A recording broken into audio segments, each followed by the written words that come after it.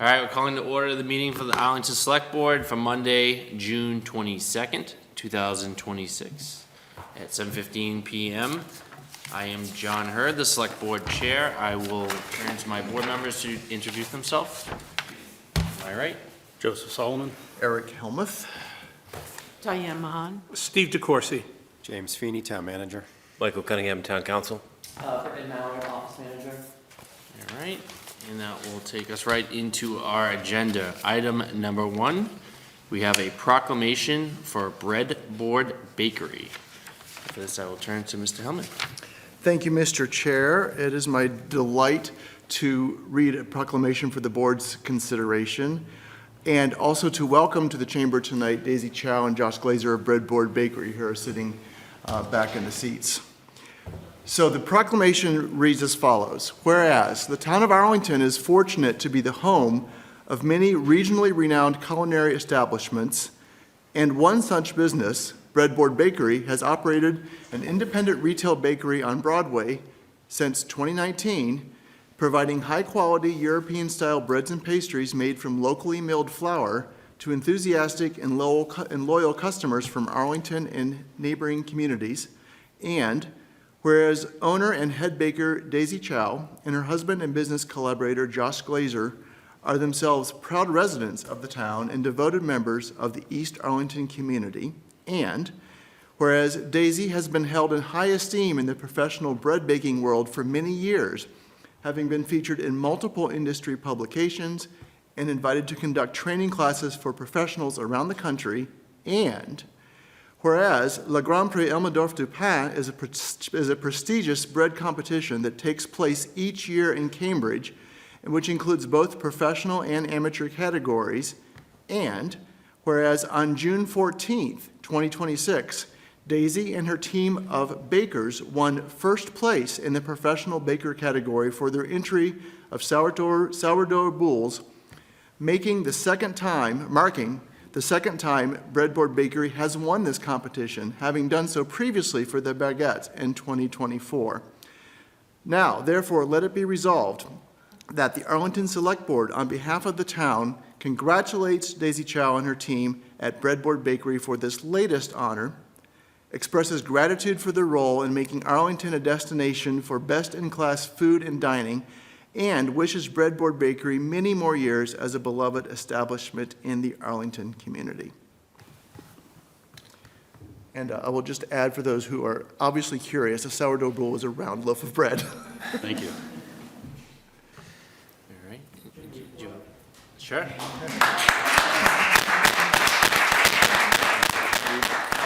I will move approval of the resolution. All right. Mr. Thank Corsi. you, Mr. Chairman. And first, I'd like to say to Daisy, très bien. Excellent work.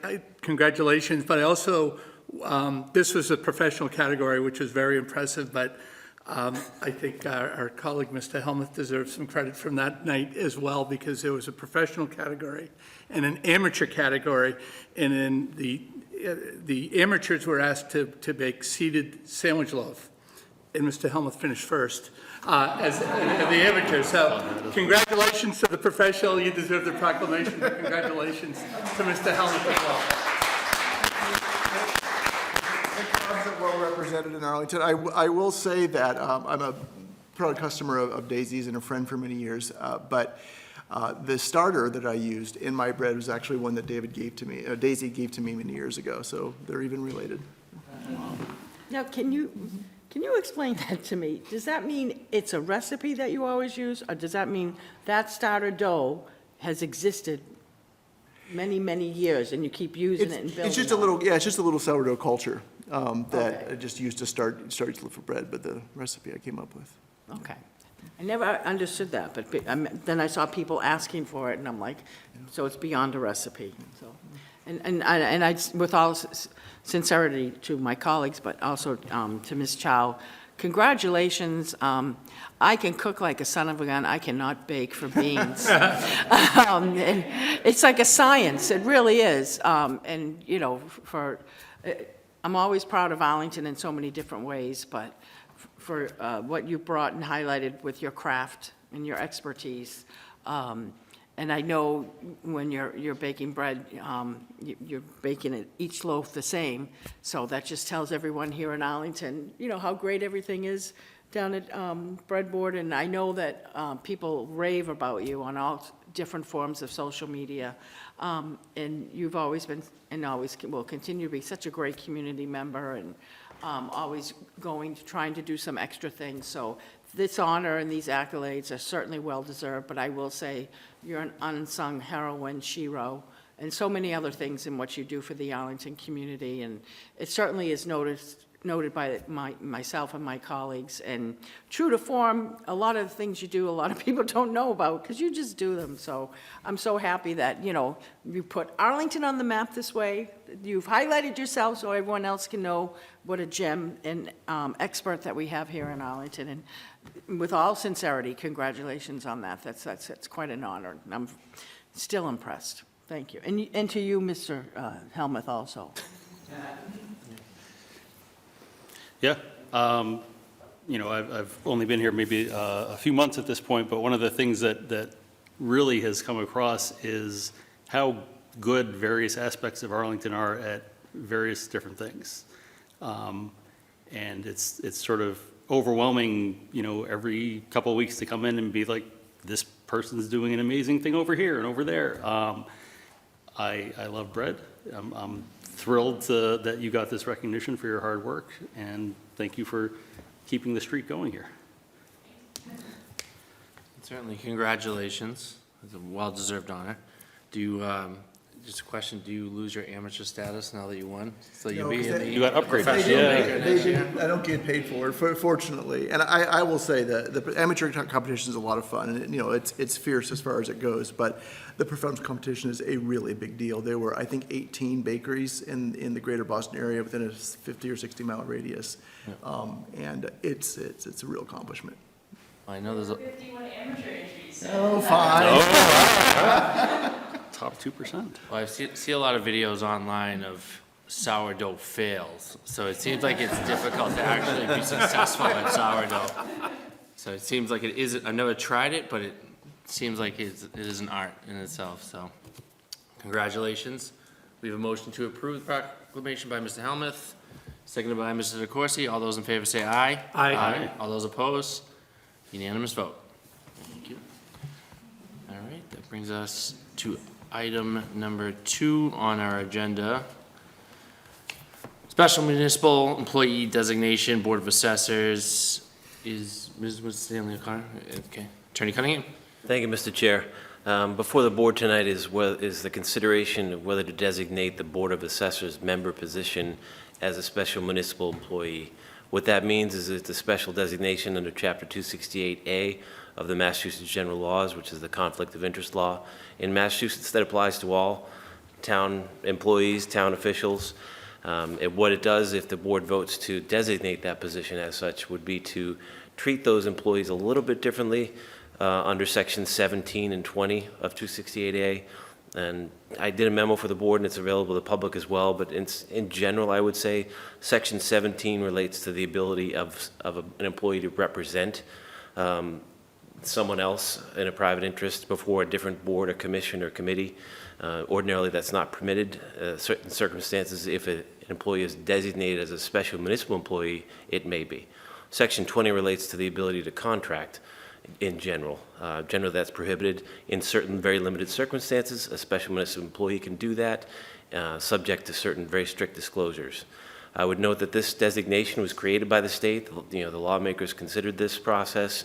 Ethical concerns are paramount, and we want to make sure that everyone who's representing the town in any way is behaving and acting in an ethical manner. I don't think this deviates from that, but the discretion to designate an employee as a special municipal employee is squarely within the select board's jurisdiction. So it requires a vote by the select board, a majority vote. Once the select board takes action, if it decides to designate the Board of Assessor member position as a special municipal employee, that would be in effect until the board takes some action to revoke it. The board need not come back next year and do it again. However, the board could choose to revoke that status at any time. This was originally raised, it's in the materials, by Attorney Mary Winstanley O'Connor, who is a member of the Board of Assessors, and there was some confusion in her, noted in her letter about whether this action was taken by the Select Board some time ago, perhaps before, maybe any of the current I board. remember it, and I can tell you exactly what happened. Go ahead. Unfortunately, we weren't able to locate any records to confirm that. So whether the board wants to take Ms. Mahan certainly may have a memory, but if the board wants to take a vote to affirm it, that would be acceptable as well. If it wants to do it, take a new action to designate the position as a special municipal employee, that would also be fine. Or the board need not do it at all. That's something that she raised in her letter. I would note that it is not a designation that goes with an individual, and that's what's key about its continuing in perpetuity. It applies to the position. So if this board chooses to designate the Board of Assessor member position as a special municipal employee, it applies to all of the 3 members, both current and future, until the board would take future action to revoke it. I'm happy to answer any questions the board might have. Solomon? How common is this? We did some research with the help of the select board staff. It's not very common, Mrs. Solomon. It's something that I think the board last did was in 2022, perhaps. And it is, I think in general, the materials that I looked at, I think that's a good, healthy practice. It should be used sparingly. It shouldn't be something that select boards, according to what I looked at, and that's obviously the select board's decision about how often you want to utilize the power granted to it under Chapter 268A. But it is something that the board has traditionally used pretty sparingly, and I think that's probably good practice. And when you say the board, you mean, the board, the Arlington board historically, or across other municipalities in the area? I would say both, Mr. Okay. Solomon. But we didn't do a ton of research related to other communities, but I can say that the Arlington Select Board has used it sparingly, and my research regarding how it's used statewide indicated that the State Ethics Commission appreciates the fact that select boards in all towns do not exercise this, with great frequency. Because it requires, if the board votes to designate the position, it requires that you provide the town clerk with notice of it, as well as the State Ethics Commission. So they have records related to how many times different select boards utilize this provision.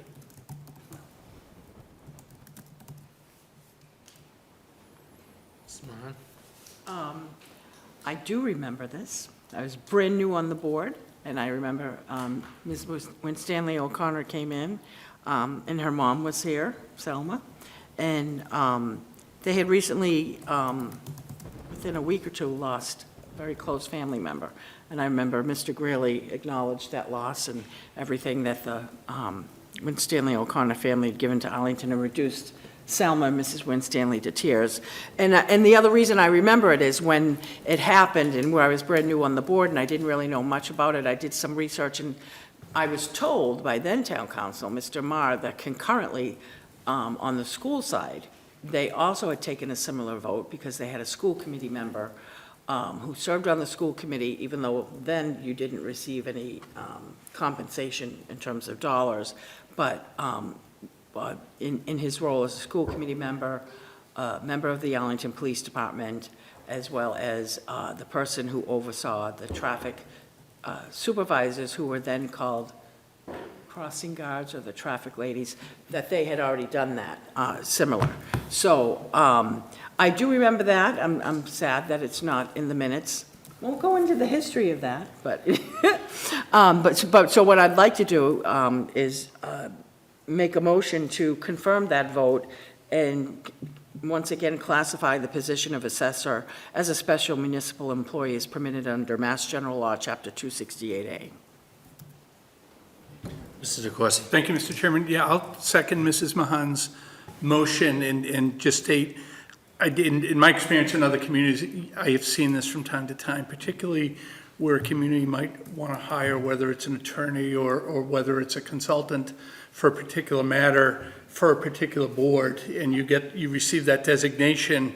One, it allows the community to hire the individual with the understanding that you will not appear before that same board, but you may appear before another board. And the big thing here is that the Board of Assessors, each one of them is a part-time employee, and so that they have other positions. They certainly can't appear before the Board of Assessors, wouldn't be able to be involved. Let's say one of their clients filed an abatement application, I'd expect that they would recuse themselves. But this is the type of thing that allows a community to draw from people who are interested in serving, but don't want to limit what they can do professionally, and there are guardrails here, so happy to support it. And then the last thing I would say is, in some communities, your full-time assessor is also on the board. That is not the case here, and that would be a problem, because you can't be full-time and receive that designation, but with the way we have it set up, it makes sense to me.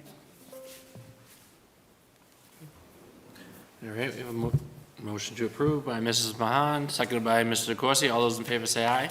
Aye. All those opposed? Unanimous vote. That takes us to our consent agenda. We have items 3, 4, 5, 6, 7, 8, and 9 as posted in our agenda online. Take any motions?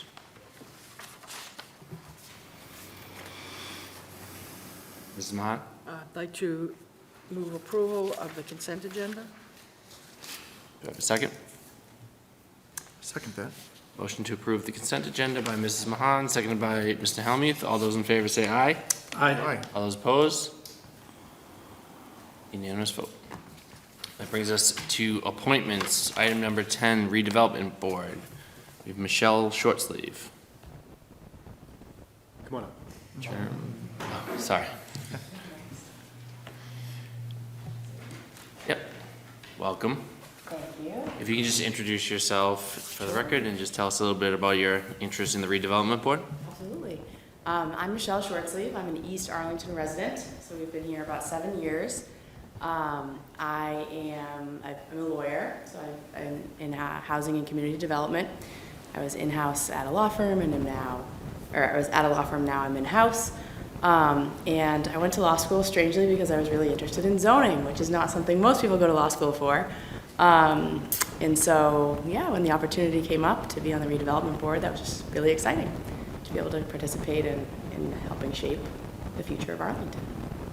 Excellent, thank you. Turn to the board for any questions, motions. Mrs. Mahan? I certainly would like to move approval of Attorney Ms. Shortsleeve's appointment to the redevelopment board.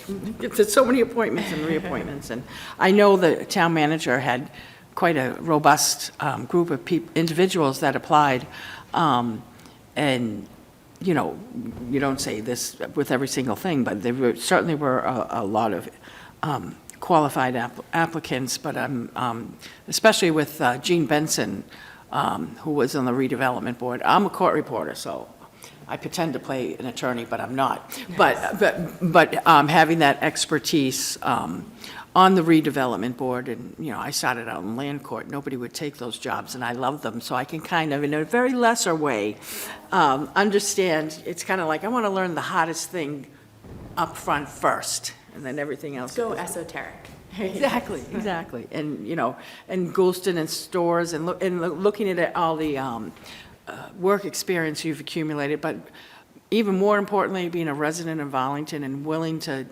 volunteer your time that we just couldn't afford to pay you for. It amazes me, the people who volunteer and do community service and want to give back to Arlington that are just exemplar professionals, and we're just so blessed to have that. So, and I know it's a commitment with your family and loved ones. It's not just you doing this, so pass our thanks on to there. Thank you for applying for this. I'm, you know, certainly going to feel I can breeze through a lot of things because there's a real attorney that'll be on the redevelopment board. So thank you so much, and I happily make the motion to approve. Yeah, I'm happy to second that motion. I am fortunate enough also to have spent quite a bit of time talking to Mr. Benson about zoning, You're filling the spot vacated by my next-door neighbor, who I've spent a lot of time talking to about zoning as well, and work on the ARB. You know, having kind of grown up in Arlington and seen it change, we have a lot of opportunity to really sit down and think about what the future of Arlington holds. You know, we have sort of, you know, social pressures of the cost of housing that are felt by people in the community and people who can't be part of the community. And we also have economic pressures, which we've just gone through an override. And we've shown on I think, a project level that, you know, development economically can be part of how we solve this problem going forward. So, you know, I look forward to, you know, continue dialogue with you, the work that the board will do going forward. And I'm very excited that you've, you know, chosen to share your time, and your family has, you know, allowing you to share your time with us as well. So thank you. Thank you, Mr. Chair. Yeah, thank you, Ms. Shortsley, for your interest in serving in the redevelopment board. And over the years, we've said we're always grateful for people who stepped up to do it, but it also, we all know how challenging that board is. So we're doubly appreciative of your interest in doing that, and certainly have a very impressive resume. And I go back to your law school career, and you were a distinguished scholar in both your second and third year, awards named after two of the former Chief Justices of Massachusetts. So it's well done, both in your educational career and professionally.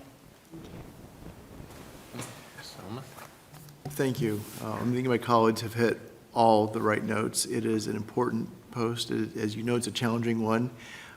It's encouraging that you think zoning is fun. Zoning, land use is really important. It is a statement of the community's values and its vision, and the hard work is implementing that. I know that when I ran for select board in 2021, I heard a lot of times, well, we need more affordable housing. And I said, great, where do you want to put it? And the conversation got really challenging there and slowed down a lot, because that's where it gets really difficult.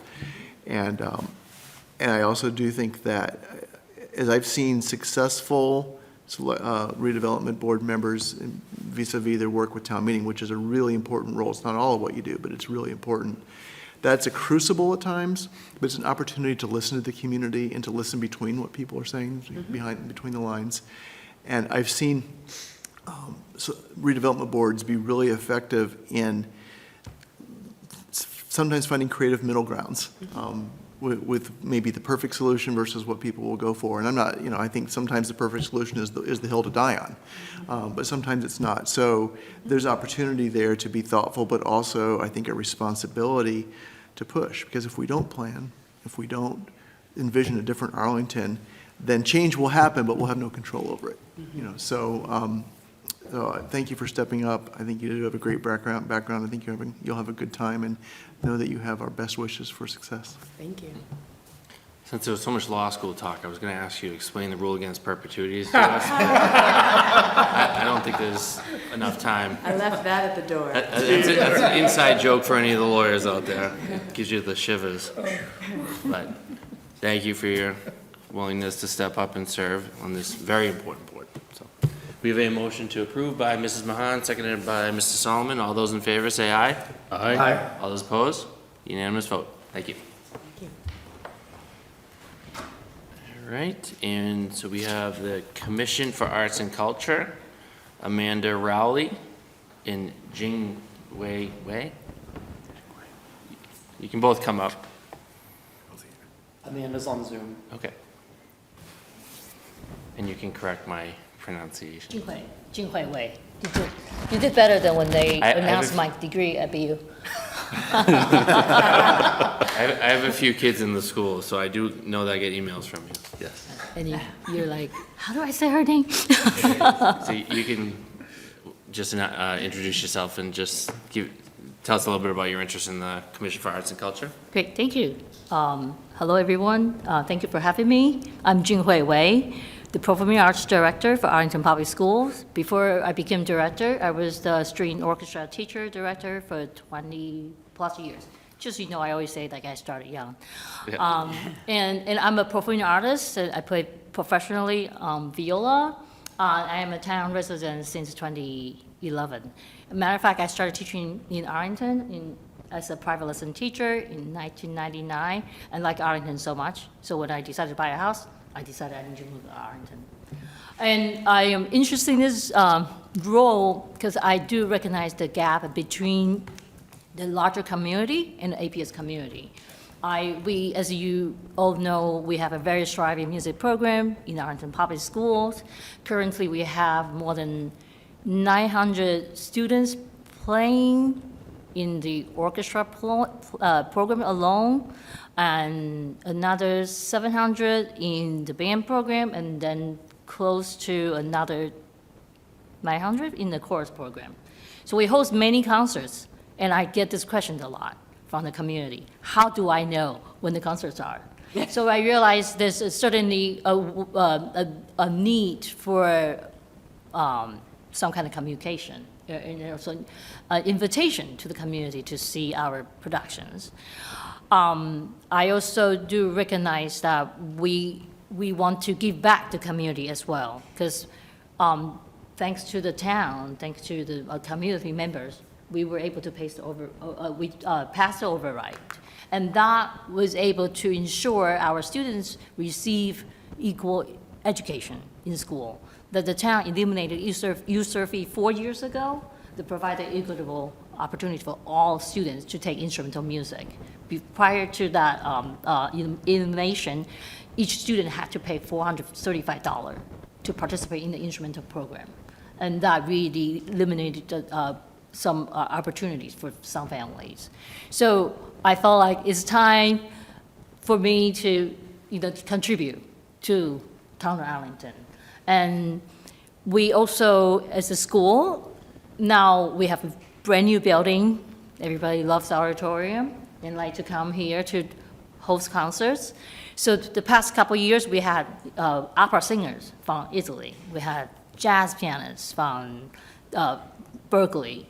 And we had a Chinese ensemble in auditorium in April. I felt like that these concerts should be announced, should be broadcast to the greater community so people can enjoy. So for example, I'm going to give you a little preview. In October, we are bringing in Cambodian flutist. And he is a real, true artist that survived genocide. The music actually saved his life. He was kept alive to play music for children. So that became his life story. So now he travels around the world to tell his story, how music can be such a powerful healing tool. So we are able to receive an AEF grant, that's through school, to invite him to give a master class, a concert during school day. But we are going to, I'm collaborating with our social department, history department. We're going to provide a community concert for all to listen to his stories and hear his music. So me being this role, I will be able to help to further this communication for the community. Thank you. I think I got to hear you play the other day at the Dallin Oh, yes, graduation. graduation, My yes. son was graduating from Okay, Dallin. congratulations. All right, with that, I'll turn to the board for any questions, comments, or motions. Mr. Helmuth? Thank you. I will happily move approval. I love your enthusiasm for the arts and for string music and for classical music. I think we probably should encourage Tommy to ban viola jokes. Because one of my very good friends, David Feltner in Boston, is a violist, and he has discouraged me from that practice because it is a beautiful, beautiful instrument, and I think people don't know enough about it. But I think your vision for the vitality of all the arts is going to really serve you well. The ACAC is a really great, vibrant body. It makes Arlington a really fun place to live. It gives people a reason to visit Arlington. So it's important for all those reasons, and I can't wait to see what you do. Thank you. Thank you. Mr. DeCoursey? Thank you, Mr. Chairman. I'll second Mr. Helmuth's motion, and nice to see you again here tonight, Ms. Way. Over the years, my oldest was in the performing arts program, and you were one of the leaders back then. I've always been impressed at the annual performances and look forward to the spring performances. And it sounds like you've really even taken it to another level. So thank you for everything that you do for our Arlington Public School students, but also thank you for your willingness now to serve on the commission. All right, we have a motion to approve. You good? Oh, I just want to echo, echo what everyone said. I am a very big recipient of all of your emails. My son also is at Dallin and graduated just the other day. And I am fortunate to have experienced sort of the beginning, I think, of a renaissance of the music programs that we have in school, having gone to Arlington High School in the late 90s when Mr. D'Agostino joined our town. And it's been amazing to see what folks have done over the past couple decades. And I look forward to you taking the energy that I see in the work that you do and applying that in this role here as well. I also want to thank you for doing this and sort of talk about it from another pathway, but that I've heard from other parents. When I went through Arlington schools way back in 19 whatever, I was one of those kids and came from one of those families that didn't own a home, had to rent, could never afford the music fees. So every 2 years, first year I signed up for violin, hung on, and the instructors let me hang on as long as I could until they said, your parents just haven't paid, so you can't do it anymore. Did the same thing with clarinet, but then after the second, and everybody knew, but I just wanted to, be a part of it so much. Learn how to play the instrument also, but I think music is really important. I think it's important for children. I think music and poetry, especially middle school and high school, really allows them to sort of decompress and focus. And one of the things that I've heard from some other parents is that you are not only very encouraging to all children, but also the students are also very comfortable with approaching you and making sure that they have, I don't like to say a better experience than I did, because I was just a product of the times. If you did the same thing, the Boys and Girls Club, I signed up to learn how to swim, and I hung in there as long as I could, and they let me get up. It's usually around the second or third lesson that say, your parents still haven't paid, you can't do this anymore. So, and I'm really pleased to hear that not only is that not happening, that you're at the helm of that, but you have been creative in so many ways. And if I was a student at the time, it would be hard for me to approach an adult, but I'm hearing you're the exact opposite. So thank you for bringing that facet to the job. I do appreciate that. It's always good to see more jumbos in the town. All right, we have a motion to approve by Mr. Helmuth. Yeah. Seconded by Mr. DeCoursey. All those in favor say aye. Aye. All those opposed? Unanimous vote. Thank you. Thank you. And I just want to invite everybody, our high school chorus is singing at the Red Sox game on September 1st. Yes. We're going to be singing the national anthem. So please join us. Nice. Yeah, we're going to go Arlington to Red Sox. Thank you. That will be a Arlington town employee outing. All right, we have Amanda Rowley on Zoom.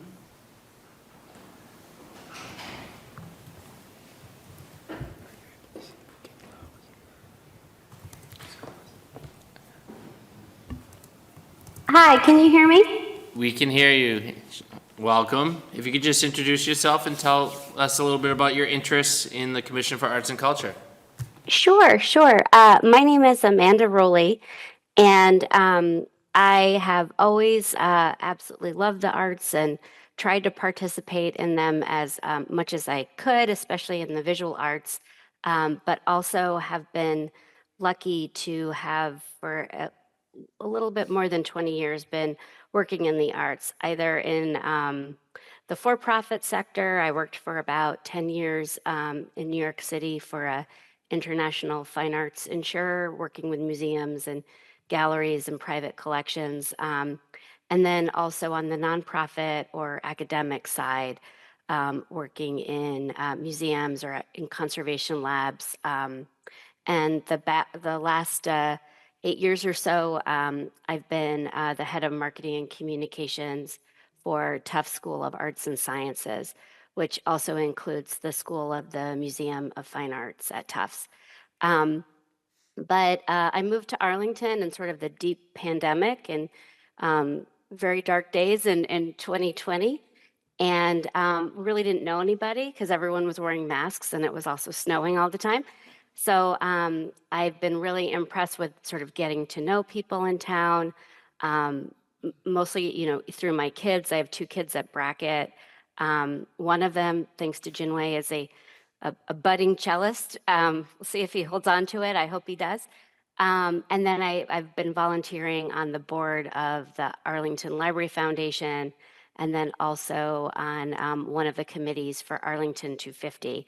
And I've just been really, really impressed with, the whole community, how warm and caring everyone is, but also, all the incredible volunteer work that so many folks do. So when I found out about the commission and a bit about what they do and how great it is to support all of these initiatives, I figured that I would love to help out. So that's sort of my story. Thank you. And it appears I was looking at the wrong resume as I was scrolling through. So I'll say to you, Ms. Rowley, it's nice to have some more jumbos on the volunteering. Oh, yeah, I heard that. I was like, man, they're everywhere. All right, Yeah, with no, that's that, great. I will turn to the board for some question, comments, or motions. Yeah. Mr. Solomon. I motion to approve. One of the interesting things is that, on the commission, you would think having a background in art is very helpful, but what stood out to me about your resume is the marketing and the communication skills. The work that we do requires a lot of people from a lot of different backgrounds and skill sets to actually get out there, and to have somebody with your experience, I think, is, to get out to the community, to put a brand to this, to make sure people are aware of what's going on, I think will be an invaluable addition. So I look forward to welcoming you to the board. Thank you. Mrs. Mahan? I will gladly second that motion, and also just to sort of add a different facet to it.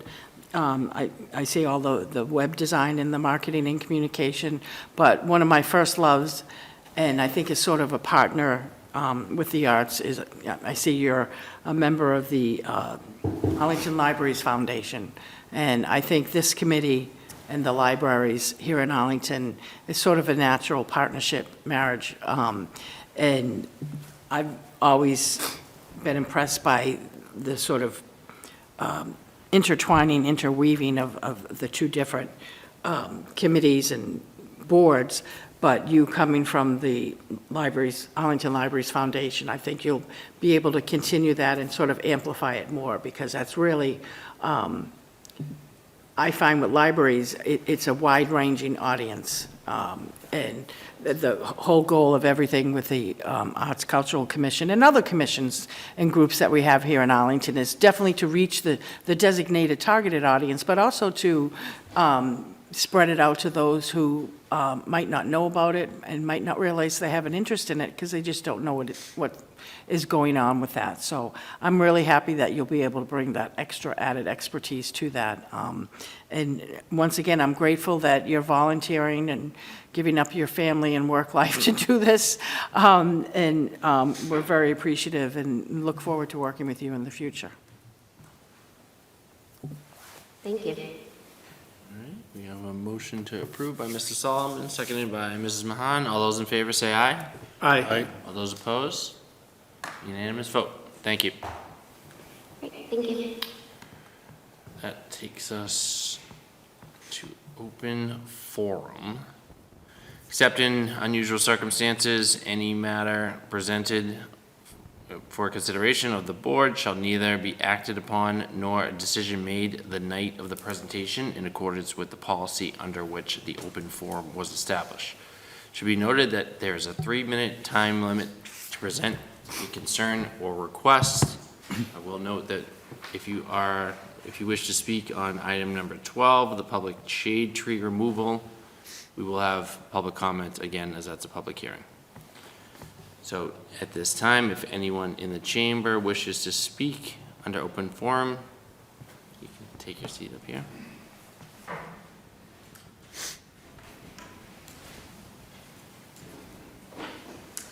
My name is James Muncy. Everybody calls me Jim except this guy over here. I'm just want to thank you for your quick action on taking down this erroneous sign that's been up there for almost 2 years, directing people to a place that doesn't exist. And the other half of that is, do you have any plans to replace that with community center? So it's not a question and answer, but we'll get an answer to you on that. Yeah. Yep. One of the things that happened after the sign came down was I noticed it was down, and I went to work a few days later, and inside my van was that actual sign sitting there with a little note on it from Mr. Feeney.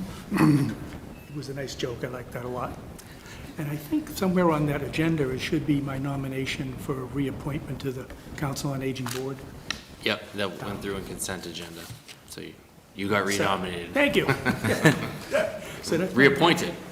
4th term. I'm all set. All right, thank you. Thank you for your time. Anyone else in the chamber wishes to speak in open forum? If you're in Zoom land and you want to speak, use the raise hand function now. Seeing none, that will close our open forum. That will take us to item number 12, the continuation from our last meeting. Hearing for public shade tree removal for Stratton Safe Routes to School project. Is Mr. Copthorne here? I know Mr. Feeney's gonna. He's over Zoom. Okay. So, Mr. Feeney, I'll turn to you here. Thank you, Mr. Chairman. As Mr. Copperthorne, the town's engineer, is promoted to panelist, I will just say we have a revised request for the board's consideration this evening. And once Mr. Copperthorne goes live here, I'll turn it over to him to review the additional due diligence that was done following the board's first meeting on this matter on June 8th, and to provide a status update on the outcome of that research and what the current request is. Is he still celebrating his birthday? The sign is still up, but I have found a new location to speak from today. Thank you, Mr. Copthorne. Yep. Oh, yeah, sorry. So I'm Bill Copperthorne. I am the town engineer. I missed the tail end of what Mr. Feeney was indicating as I was being promoted to panelist, so I apologize if I speak to something that was already spoken to. But in short, this is a continuation of a request that I came to the board with at the most recent select board meeting on June 8th. And that in turn was a request to essentially revise an approval that the board had granted in September 2024 for the Stratton Safe Routes to School project in regards to a number of trees that had to or were requested to be taken down. For those who may not have been present at the last meeting, the request I made at the June 8th meeting was to consider the removal of a London plane tree located at 54 Hemlock Street. Went through a number of items that between Mass DOT and analysis by the engineering division and the tree warden had indicated that removal might be warranted. The public had many concerns with this request, provided some additional background and information for the board's consideration, and the hearing was continued to tonight to allow for some more data and information to be obtained.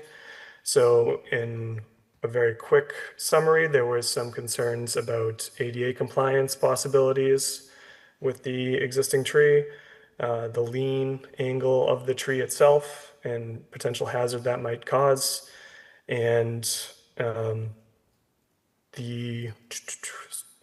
blanking on one of them. Well, I'll just go through the list of what I found since the last meeting as an update. So It felt after the hearing that one of the biggest concerns of the board was in relation to the potential AD compliance issues should the tree remain in place. In my memo prior to the last hearing, I had indicated if the tree were to stay, it would bring it below the standard of 5 feet. My wording might have been poor during the meeting, but I guess one thing that I didn't feel was made clear was that you're still able to have down to a 4-foot clearance at an obstacle and still maintain ADA compliance.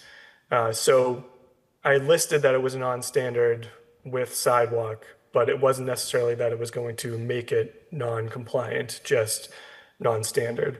So I think that created a little bit of confusion inadvertently. So with that, just did a double check of the area, and if the tree were to remain in place, we could still get over the 4-foot minimum clearance at an obstacle. And as long as as long as the sidewalk is constructed properly, the cross slopes and the running slope should still be able to maintain compliance around the tree. The project plans call out that in order to get the compliance, it would likely be either an asphalt or a porous asphalt used on the back of the tree, which is the standard we've been using in town as long as I've been with the engineering division for almost 10 years. That makes it easier to maintain. It's less harmful to the roots. It does require some maintenance, but when maintenance is required, it's easier than putting back a new concrete panel. So we can still meet ADA compliance even if the tree were to stay in place. I now remember what one of the other concerns was. It was sight distance with the tree in relation to the crosswalk location. This crosswalk was going to be located at Lansdowne Street or Road. And the tree was within approximately 40 feet, which I thought would reduce the sight distance. And that was one of my bigger concerns when I brought this to the board. And so with that, our consultant was able to take a look. I think one of the residents actually noted this. And the crosswalk location was actually moved 90 feet northerly, which is up the hill towards Stratton. This would still allow for crossings to occur from anyone coming down the Lansdowne Road from the Lansdowne Road area, which was one of the critical project requirements, and also for people coming from the north side of Brattle Street, if they're coming all the way up the hill, to still cross over to an accessible path all the way to the school. This location would provide better sight distance from both locations and avoids any hazard with the tree or associated with the tree. The next issue was the lean angle. I think I noted a story of when me and the tree warden were at the tree initially. A school bus was coming down the hill and had to stop just to allow passing traffic to come up the hill to get around the tree. Residents who had been long-term residents indicated they did not recall any issues with vehicles striking the tree, and there wasn't any obvious injury to the tree that would indicate otherwise. So the only concern, and this wasn't one that I brought up, but one that Mr. Feeney actually presented, was there's a standard angle, essentially 30 degrees, that at which point a tree becomes a structural hazard, kind of an industry-wide standard. And so the tree warden kind of follows that rule of if you get to 30 degrees, the tree is declared a hazard and must be removed. So we did some measurements of the lean angle, and tree being an imperfect trunk, not completely uniform all the way up. I measured basically as from the bottom all the way as far as I could reach, and I'm pretty tall, so got up to about 8 or 9 feet probably. And the angles varied from 13 to 17 degrees, depending on where we took the measurements. So we're below that 30-degree angle of concern that Mr. Feeney had brought up. And I made one more point, and I assume this most recent memo that I sent to the board might be part of the agenda online as well, but for those who don't see it, Mr. Solomon had raised a question as to whether the tree was taken down or not. There's a little bump out being formed to shorten the crossing across Lansdowne itself. That will create some new green space. And there was a question of whether a street tree could be added there potentially. Unfortunately, just because we're making the green space, the buried utilities below it are not going anywhere, and they will still be below that green space. So for that reason alone, putting a street tree would not be desirable. And then secondly, there could be some potential sightline issues if that were placed at that corner as well, more for traffic coming down Lansdowne Road itself, not so much for the pedestrians, but it didn't seem like that would be a warranted location. So with that, basically made a revision to my proposed amendment for the tree at 54 Hemlock Street. Based on all this information, it seems like the tree can be retained as part of this project without any adverse impacts to ADA compliance or to the Safe Routes to School program requirements. The plan set that the contractor is working off of did note that work around the root zone as needed would need to be done with air spade, hand tools, anything to try to minimize any potential impacts to the tree. This is common practice. We do it on essentially all our sidewalk projects very successfully. And it allows us to still be able to complete our work for the civil infrastructure while maintaining the tree health. But with that noted, there was some language in the contract that indicated that if basically the feasibility of retaining the tree would be assessed throughout the project, and that if any information were to come about that would indicate that it became infeasible to keep the tree, that the tree could then be taken down in the opinion of the tree warden. And I probably didn't present that very well, but in short, what I'm asking for in this amendment is to kind of formalize that language and make it very clear who exactly gets to make that determination as to whether or not the tree health has been impacted or the tree health was actually not as it appeared once there was a closer look at the root cluster. We want to make sure it's the Arlington tree warden specifically who gets to make it clear the health of the tree, not the contractor's tree, not the contractor's arborist, not the contractor, not Mass DOT. We want to make it clear that the Arlington tree warden would have that say. That basically follows the existing practice that the town has where the tree warden, in his opinion, can make a determination. But given there was some contract language here, I thought it would be appropriate to essentially formalize that. So in short, my hearing request is a conditional tree approval that should it be determined in the opinion of the Arlington tree warden that the health of the tree, which appears healthy on the surface, is determined to be otherwise unhealthy, then there'd be the potential to have it removed. The intent is to keep the tree.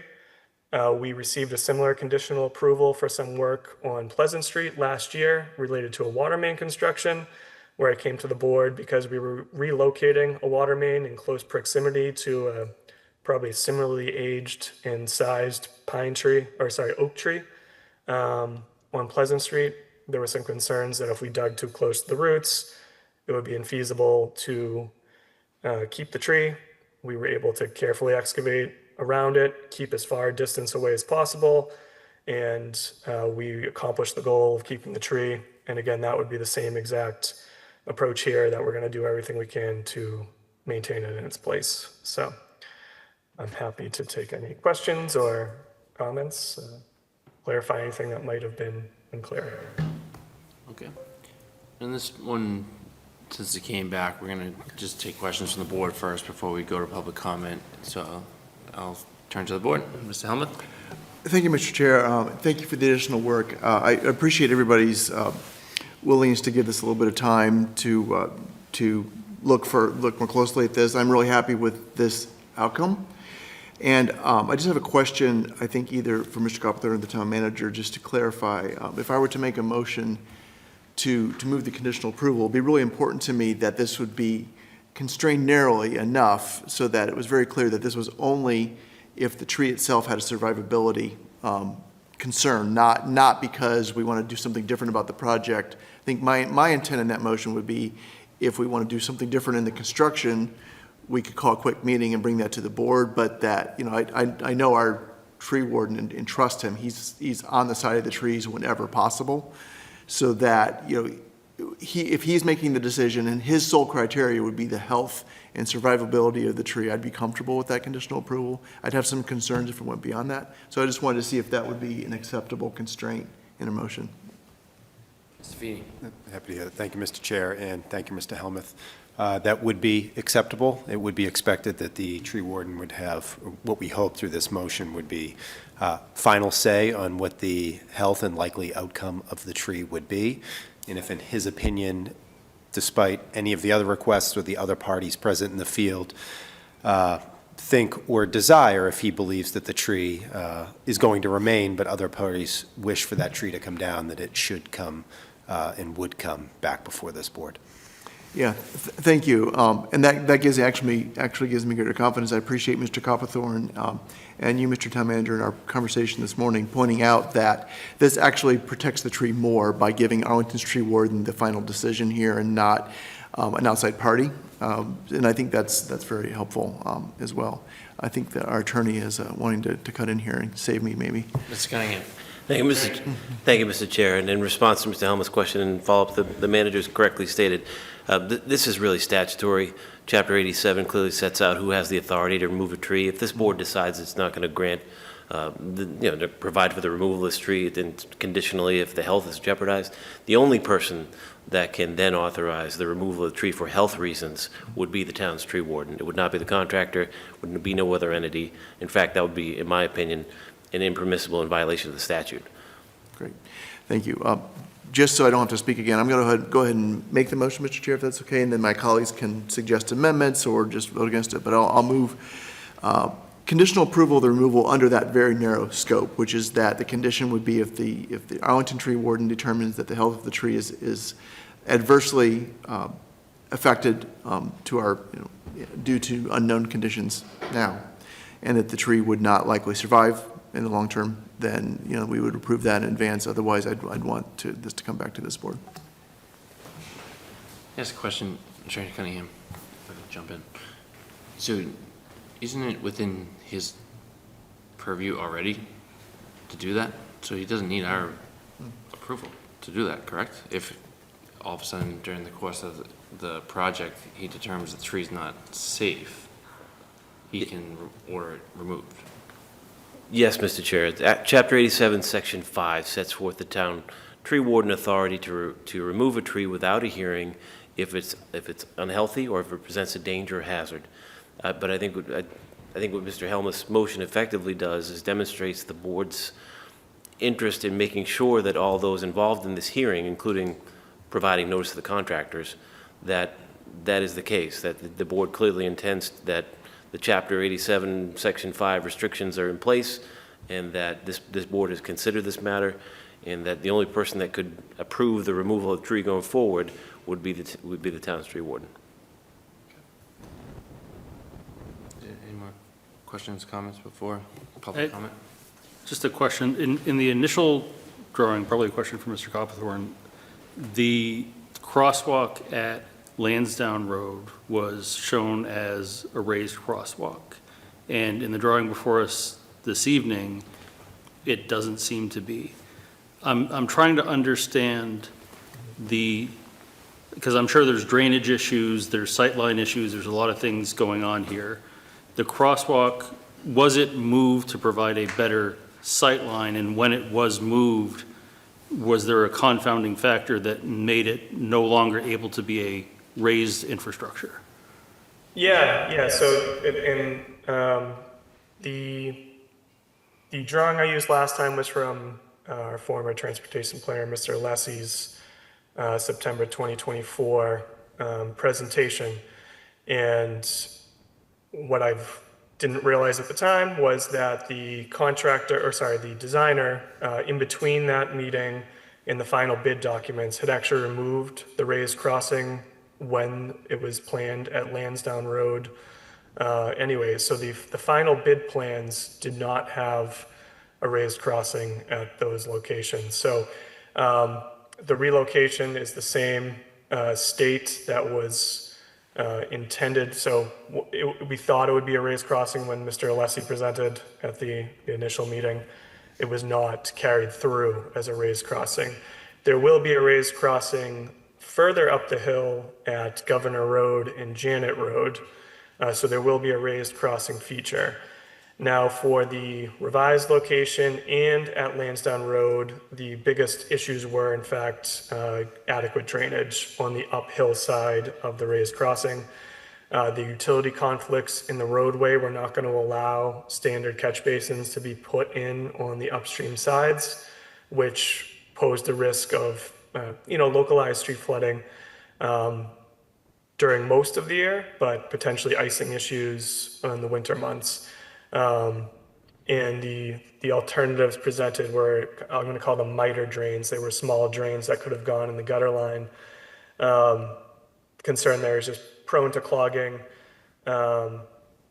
even with frequent upkeep. So it really was mostly due to drainage concerns. And I had the opportunity to go Saturday afternoon and walk around to sort of see it for myself. And I noticed one of the biggest things that was a visual obstruction was actually the cars parked along the street. So I'm curious, in what we're seeing here with the new location, are we also including any parking restrictions approaching the crosswalk? Or is that something that we could look into? In the current plan set, I didn't see any parking restrictions along this section of Hemlock.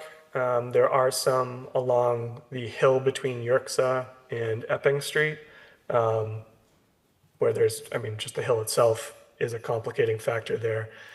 So under the DOT project, that signage isn't currently included. I think that would be up to the oversight of the board if that's something they'd want to consider in the future. Getting out of scope, so. Well, I know there is a law that you can't park within so many feet of a crosswalk. As a colleague of, as a co-Dallin parent, people don't always abide by that. But, I think, we have a lot of crosswalks in town, and in every one of them, you're not supposed to park within a certain amount of the crosswalk. Mrs. Mahan? Thank you, Mr. Chair. Thank you, Mr. Helmuth, for making that motion. I will second it for purposes of discussion. We'll probably vote for it, but I made a point tonight. I said I am not going to make another motion on a recommendation from the engineering department, and I had the conversation with the town manager about this. This is the second or third time. When I get reports from our different town staff and town departments, and I see a recommendation, not that others don't, but I take it very seriously, and sometimes there's a pause, and it's a difficult motion to make, and I'm willing to, make that motion and put my faith in the town employee that they're the professional, they did everything that needs to be done, all the information we need to have is before us, and it may be a difficult vote, but that's the point of the process that we're in. And I did get some letters from the neighbors, and I totally understand the sentiments about, one of the other things, from my time on the board is I hear over and over again, and I'm not saying my colleagues, the only reason I say myself, is my colleagues probably would agree, but they might not agree with everything I say because we're all human, but I've always heard the criticism of the board since I first got on it back in 1999, that from the Disability Commission members, from members of the Arlington community who are disabled, that the select board really needs to do a better job. They don't feel heard. They feel that there are rules and laws designed to protect them, but, what you say, what you do, talk the talk, walk the walk, and I always committed to that. I would keep that in mind, not that other members don't, moving forward. So the original memo, I would have appreciated from the engineering department, the memo I got tonight, especially around the American with Disability Act language, because some of the letters from the neighbors, and I totally understand why, and they didn't mean to intimate this, were basically questioning why I was raising this, but I pulled up the original letter from engineering, and all it said was regarding, and it was very short compared to what we got in this memo, the tree will reduce the sidewalk width below the ADA standard of 5 feet. That's it, nothing else. So, and I believe very strongly in that. And, you know, the worst thing is, you know, you have a park, you have a tree, you leave it there, and people may even say, you know, we want you to keep that tree there, and it's a politically correct thing to do, and then, God forbid, the tree falls and lands on an adult or a child and gets killed. Those exact same people would come back and say, well, yeah, I said I wanted the tree, you didn't do your due diligence. Now, this memo that we have before us, and I would ask Mr. Helmuth and either to consider as well as, and if I don't get this, I'm almost to the point that I give up. I kind of feel like I've been beat up on, but I'm trying to stay true to the dedication for the Americans with Disability Act. Now it has language that doesn't say what it said before. It falls below 5 feet, will not meet ADA requirements. Now it says I want to read this because the amended request regarding the, I'm trying to pull it up. I did it side by side and I couldn't read it. Is that where it is? Okay. Now it says the standards require 5 feet, but then it says, but it has the standards also have a minimum clearance of 4 feet at obstacle pinch points. None of this was in the original memo that we got from the engineering department, which I went on. It says, basically says you can go to 4 feet, the recommendation is 5 feet, but if you go to 4 feet, there are 2 or 3 conditions that I'm now hearing from the engineering department, unless they change their mind again, that the 4-foot clearance, and people who are going to come to me and say, why don't you abide by the ADA laws, it says the 4-foot clearance would be allowable provided applicable running slopes and cross slopes are met. And running slopes would be parallel to the road, cross slopes would be perpendicular to the road, sidewalk are met. So there's 2 construction features that if we go below the 5 feet to the 4 feet, and it doesn't say this project will do that. It says if you want to get it down to 4, there's a way you can do it, this is how you do it. And then it also says it's possible to construct an ADA compliant sidewalk even if it doesn't adhere to the standard 5-foot width. And it says in here that we could do that. It doesn't say we're going to do any of this. So it's basically saying we should be doing the 5. If we do the 4, there's 2, if not 3 steps that should be done, but there's not a commitment to do those 2 or 3 steps. I would like my colleagues to consider, and or if the town manager or the town council says it's not appropriate, that the vote also be contingent upon, I'm fine with not abiding by the American with Disability, I'm not fine with it, but I'll go along with not, adhering to the American with Disability Act 5 feet, where it says you can kind of cheat and get away with 4 feet, but there's 3 things you have to do. And it says in here we could do this. I would like the vote to say we will do this. And if I don't get that, then I don't get that. I really feel like I'm beaten down on this. But I do want to say to the neighbors, that's why I brought that up. The original memo from engineering just says this is not ADA compliant, nothing else. It didn't say there's a way you can skirt around and kind of, in my words, cheat it a little at pinch points and things like that. And it tells us how to do that, but it doesn't say that's going to happen in the project. So if we're not going to abide by the 5 feet, if we're going to do the 4 feet, I would ask if my colleague, Mr. Helmuth, would consider also including in the motion that to make it acceptable to go less than the 5-foot clearance under ADA, to take at least 2, if not 3 steps that the engineering department has indicated, as long as we do these other things, we can get it down to 4 feet. So, and I will say again, and I had said this to the manager, I will not be making any more motions for a very long time from the engineering department, because I've been burned twice, if not 3 times on this, and I apologize to the neighbors who may think I'm making a mountain out of a molehill, but I do take it very seriously. And I go by what I'm given by the professionals presented before us, so, and thank you, Mr. DeCoursey. So if, just for consideration on that. Oh, I think. Well, did you want to comment on your motion first? Just so the intent of my motion, I think, is to circumscribe the conditions under which the tree could be removed, and that would be solely for the health of the tree as determined in the sole discretion of the tree warden. I appreciate the chair's point that discretion exists. I think that in this case, it's more of a message and a clarification and maybe a reinforcement to the contractors that they can't we don't want them just to go in and make that determination improperly, that we really care about paying attention to it here. So in my view, I think that the intent of my motion would be to accommodate Mrs. Mahan's concerns in that it does not have room for the other considerations, and that it assumes that we would construct a compliant sidewalk, but I would, leave it to others in the advice about whether our motion can contain directives in that regard. So that's, I think I'm open to that, but I think it's already there in my mind.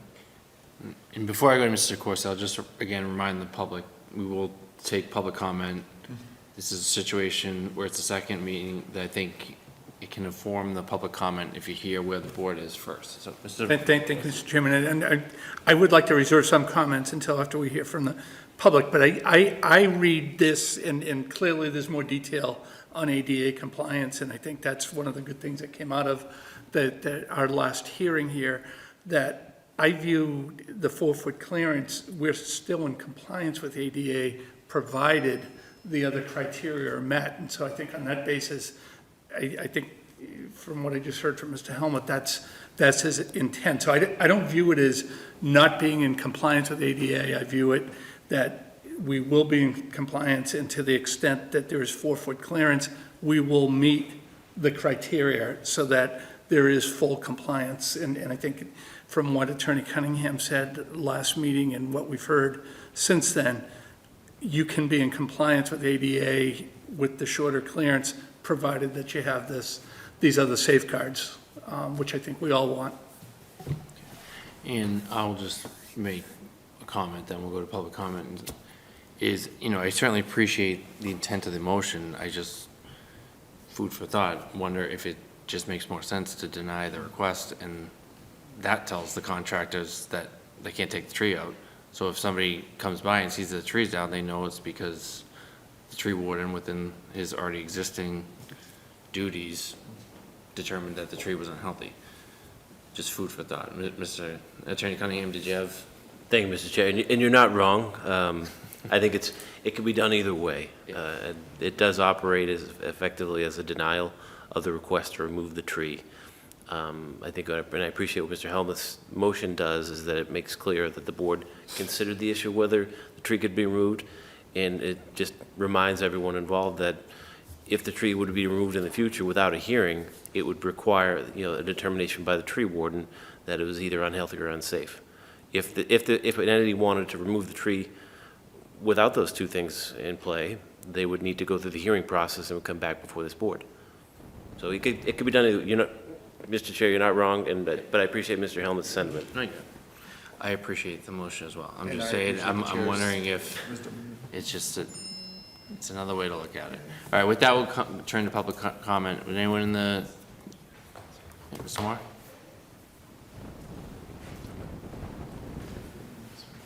Yep. You'll have 3 minutes for your public comments. All right, I'll talk fast. Steve 2 Moore, extra seconds as I get my timer up. Statutory. It's in there. Steve Moore, Piedmont Street. I'm also a co-chair of the Arlington Tree Committee, but I'm not here tonight talking in that capacity. I'm talking as my own as a resident. I have to say that I watched the ACMi broadcast avidly on this subject for the last meeting because I didn't know it was coming up. And I was very heartened to see all the discussion and concerns raised by the board and the engineer and town staff around trying to figure out a way to deal with this tree in a way that satisfied a number of different interests. That was wonderful to hear.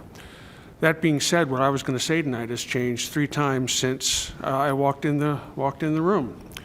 I would just like to say that I believe this tree offers a textbook example of how the reason why the ADA law is written the way it is in terms of compliance with a standard versus the real world conditions. The standard is 5 feet.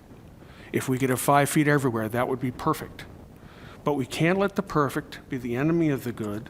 The reason that there is a varying to the standards and still remain in compliance with that law is to deal with these sorts of conditions, unusual conditions. Now, I understand that perhaps there wasn't a lot of detail placed in the engineering report.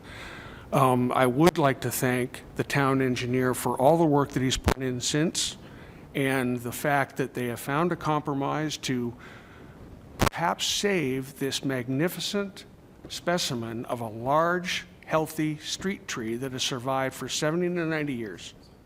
So the fact that we have figured out a compromise around this, I think, is really important.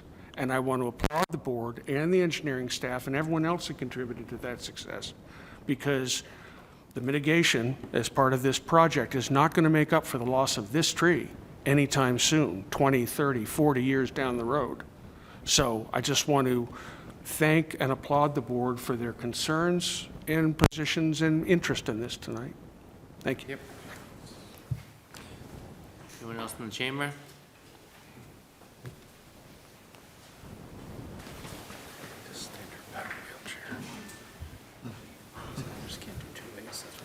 I'll be very fast. You won't need the timer. Nathan Carter from 56 Hemlock Street. I was here 2 weeks ago, and I just wanted to say I'm really impressed with the legwork that everybody has done since the last time. It's so encouraging to see how responsive you were to our concerns. People have visited the site, people have taken measurements, people have hired consultants and everything. I just wanted to express my appreciation thank you for listening so carefully to what we brought up last time. Appreciate it. We're coming over for a barbecue this weekend. It'll be shady. There is someone over Zoom with their hand Yep. raised as well.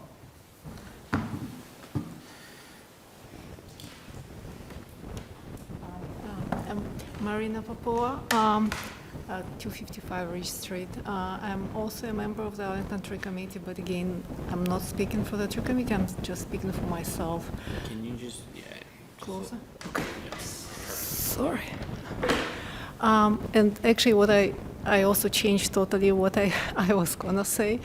But I just want to say how, it's like, it's really amazing to see how you just, handled all this. I mean, from the last meeting to this, to see that you actually listened. And that is so, heartwarming. So I really just wanted to say thank you to all of you from the bottom of my heart for really listening, trying to find a solution, because this is a really true example of, this is what, it should be like in the town. So really thank you. That tree is amazing, and all the neighbors and guests, they will enjoy it, hopefully for many more years to come.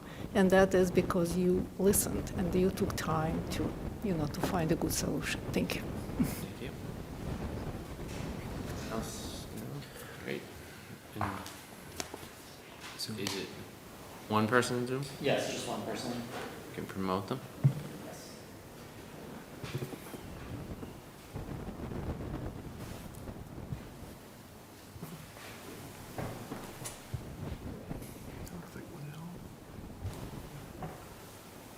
Hi, may I speak? Yes, you can. If you can just introduce yourself, please, first. Yes, absolutely. Winnell Evans, Orchard Place. I am also a town meeting member for Precinct 14.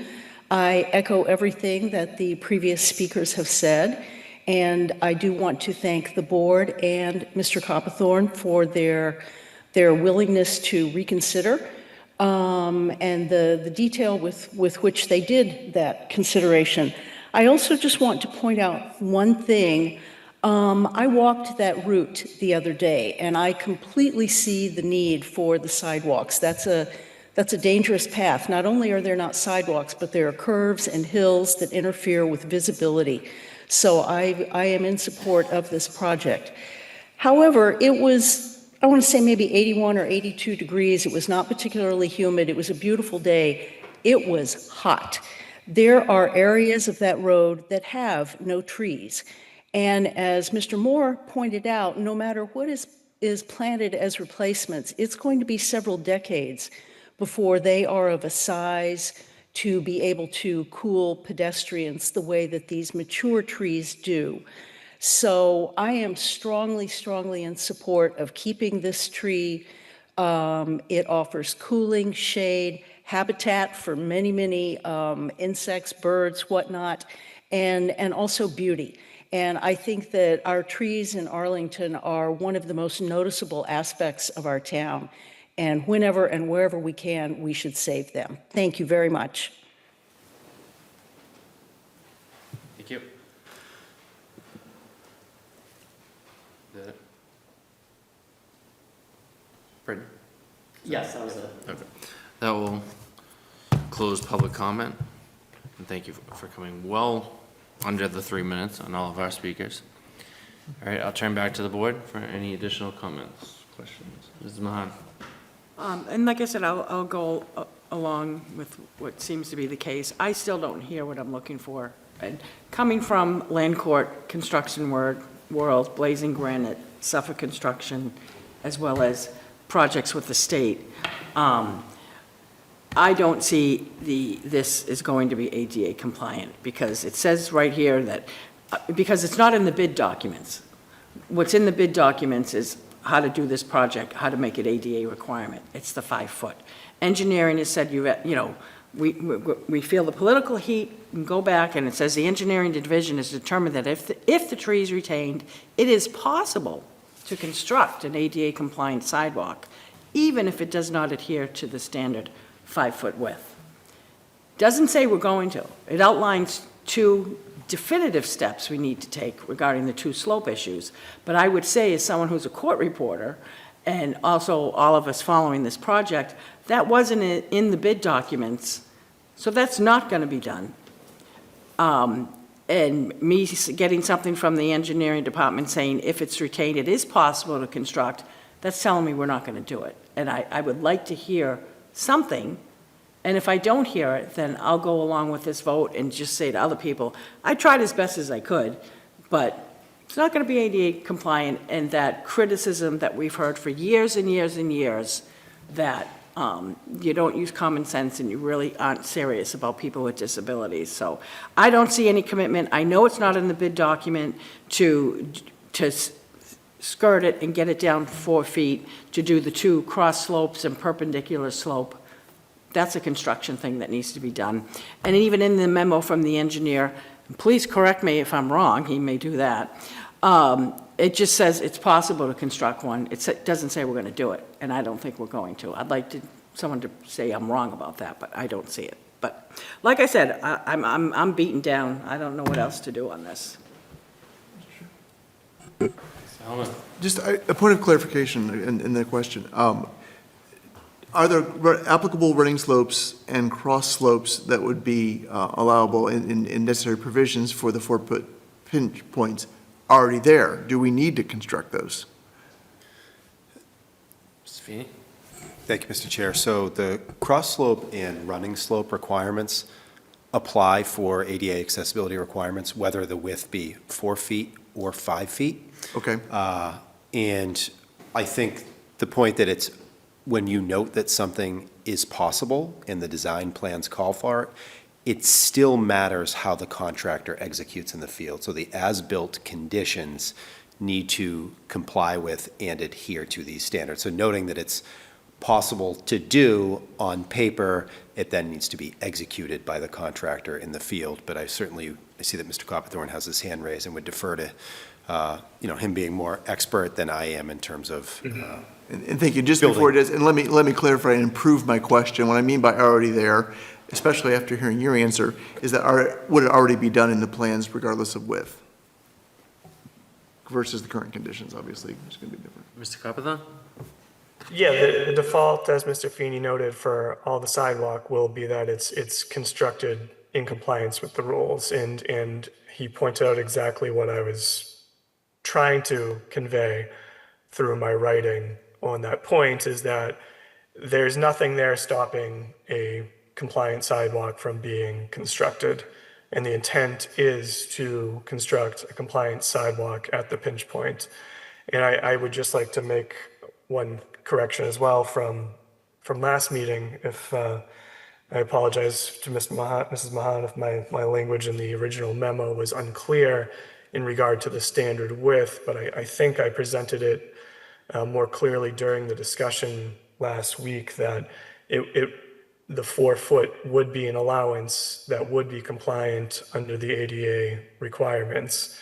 And when asked what my biggest concern for the viability of the project was, it was more the site distance issue and the lean of the tree. And I had added in my original memo the 5 foot requirement because it was just a fact. We strive for a 5 foot sidewalk, as I think Mr. Moore noted in his comments. But the reality is that we do have pinch points, whether it be signs, trees, other existing conditions, and the rule of law does allow us to go down to the 4 foot minimum at those pinch points. So the project calls for compliant sidewalks to be constructed. I can tell you Mass DOT is very, they're sticklers for those requirements. And I don't know if a few years ago, people might have seen the work that was done on Mass Ave in Lexington. Mass DOT had entire sections of sidewalk removed, partially for compliance issues, partially because the quality of the concrete work. But they won't shy away from making a contractor redo something if it's done incorrectly.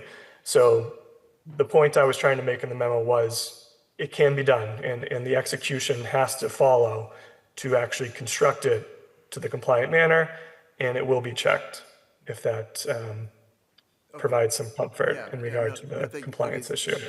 So what I'm hearing, I think, is an assurance that regardless whether this is 4 or 5 width, that running slope and cross slopes would have to be in place regardless. So that's helpful to me, I think, in that we don't have to worry about a special condition for compliance not being met because it's baked into MassDOT's requirements and into the law.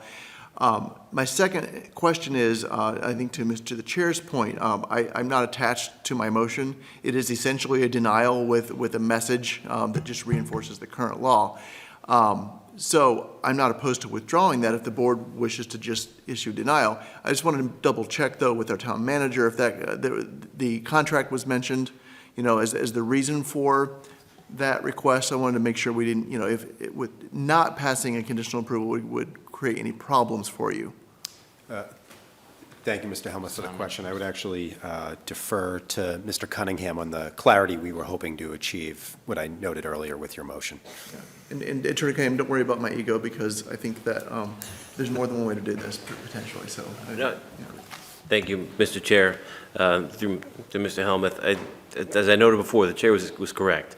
However, I also still believe that there was value to the motion the way you made it, Mr. Helmuth, and additional support for that opinion can be drawn from the construction documents themselves. I'm noting one of the notes, note 3 in the construction plan 3, indicates feasibility of retaining tree at station 11790 route and replacing concrete sidewalk with porous pavement shall be assessed during a site walk prior to any construction. The required parties include the contractor, contractor's arborist, Arlington tree warden, and MassDOT. Where deemed feasible, arborist shall oversee removal of existing sidewalk and air spading work. That does not indicate that any person other than the tree warden has the authority to make the determination, but to me it's unclear enough that I think there's value in providing select board guidance that the expectation is that all parties will comply with Chapter 87, Section 5, and that's the tree warden who has authority to determine whether a tree is either unhealthy or presents a danger. Yeah, I'm happy to be convinced that if there's some benefit to the motion, then we'll have to move forward with the motion too. I just was trying to clarify in my head if we're doing something that already exists, but if there's benefit to making the motion and, putting our thoughts out there, then I certainly am happy to support that.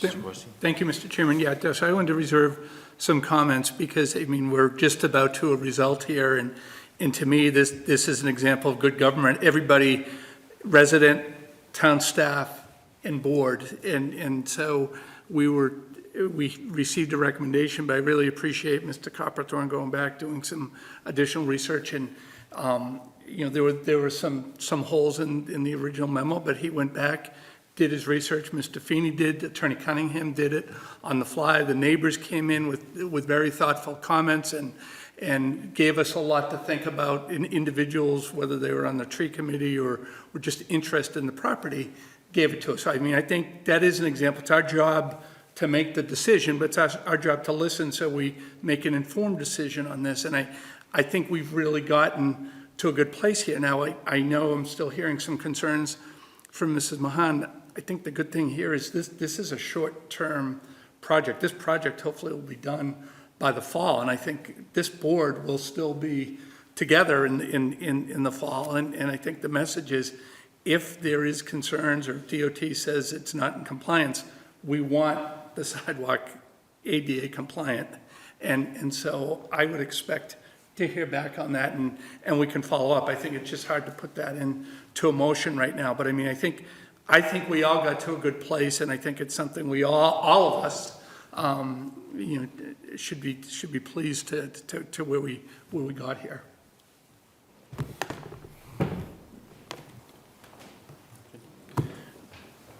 Going once? All right, so on a motion, conditional motion to approve by Mr. Helmuth, seconded by Mrs. Mahan. All those in favor say aye. Aye. All those opposed? Unanimous vote. Right.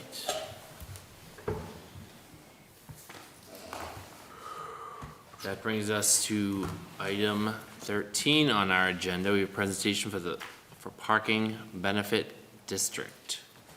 Michelle Clark from Stantec and Katie Luzai, our Economic Development Coordinator. And apparently, Mr. Feeney. Yeah, thank you, Mr. Chair. Just by way of brief introduction, welcome Katie Luzai, our Economic Development Coordinator, to the table, and we are being joined by the associate from Stantec working on this project. His name is Michael Clark. Perhaps just on a little bit further background, it is on the Select Board and Town Manager's joint goals to have explored the expansion of on-street parking meters beyond Arlington Center to Arlington Heights and East Arlington. So what you're going to hear tonight is a presentation on a grant that Ms. Luzai secured for the community to conduct some analysis of whether or not it was feasible to undergo that expansion.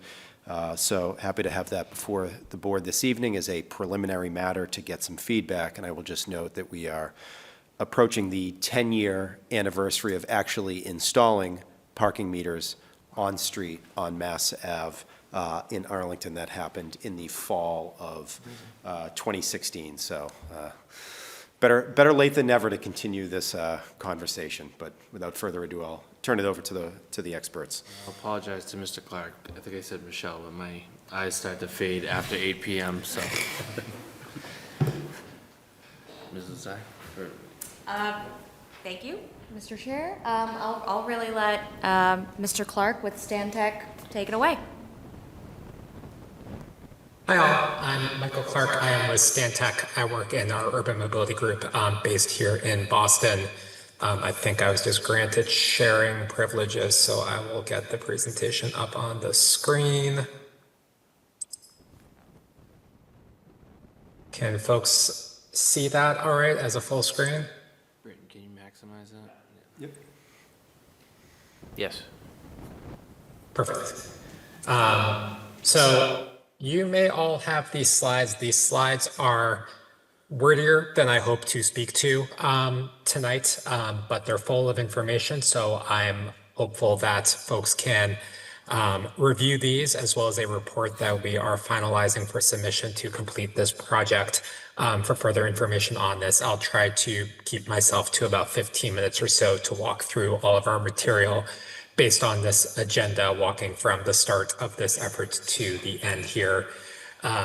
As Jim noted, the purpose of this effort was to understand the viability of introducing parking meters in Arlington Heights and East Arlington for the purpose of introducing parking benefit districts in each of those districts.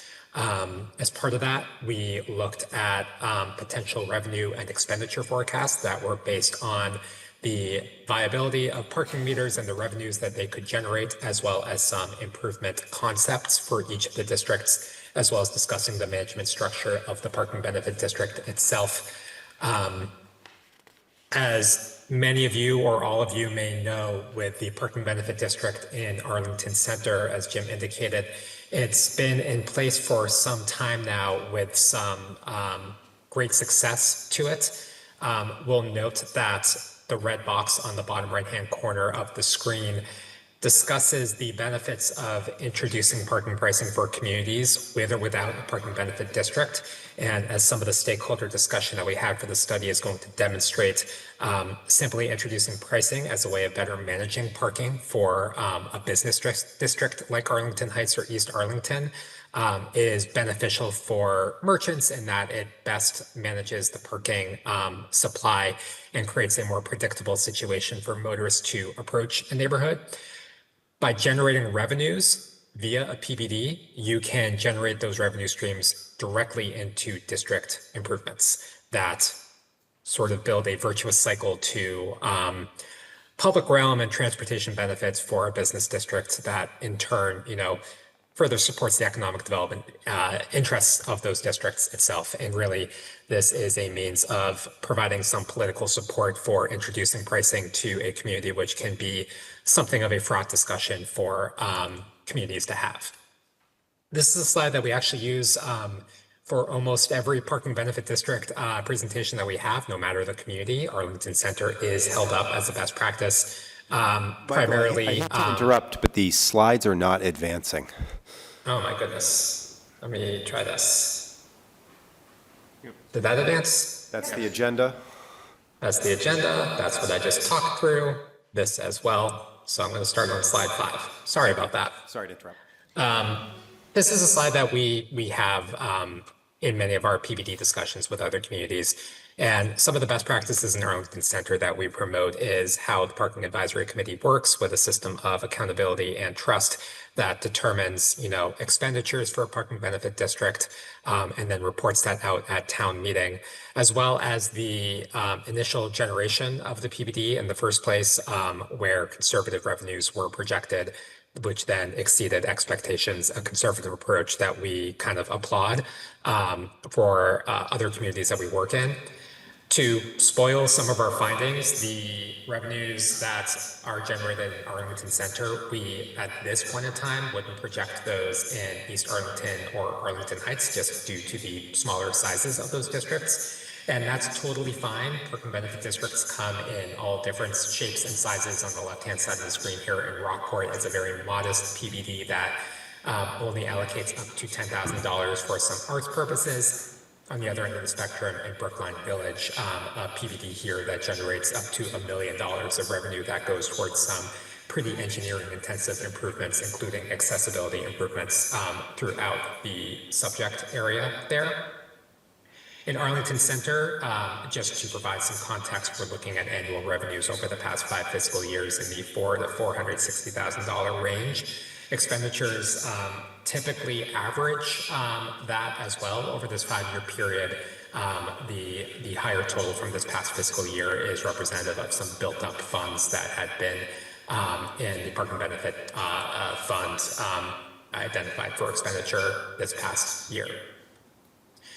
Looking at, some of the sentiment for parking benefit districts and metered parking in each of these neighborhoods. In Arlington Heights, the creation of an Arlington Heights Business District was a key recommendation from a 2019 action plan, and the Heights Neighborhood Action Plan Implementation Committee has been hard at work at implementing many of the recommendations from that plan. A survey was commissioned last year that studied both East Arlington and Arlington Heights, and I'll note the wording of the question is very specific, but about 60% of respondents in each of these neighborhoods indicated that they favored adding parking meters in these neighborhoods if the revenue were put into district improvements like beautification and capital improvements. As part of this study, before we had our parking utilization and collection data in hand, we held 2 stakeholder meetings, one in each district, the first being held in Arlington Heights. And I think a common theme in each of these stakeholder meetings was tepid support for introducing parking meters, but really the issue that merchants brought up that they wanted to address was how to create front door parking availability for businesses and how to ease the parking experience so visitors weren't arriving with questions of, I don't know what the regulation is where I just parked. I don't know if I'm going to get a ticket if I stay longer than an hour. I just need some clarity as to where I can park my vehicle, especially if I want to stay for long periods of time. Meters can help with that. Reforming parking regulations also can help with that. In Arlington Heights, the individuals that we spoke with warmed up to the idea of parking meters if paired with that parking regulation reform. Just when we were able to speak to some of the existing efforts in this neighborhood to beautify and really to support upkeep of it and how PBDs could attract new revenues to support that.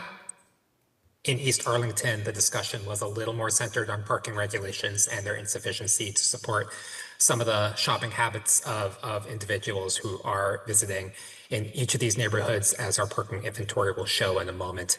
And as many of you likely know, there are no public off-street lots for parking. All the parking is primarily on Mass Ave or on side streets, which are residential in nature. And there's always a little bit of squeamishness about parking on a residential street for uncertainty of knowing what the regulations are, or if that's just something that is okay in many communities.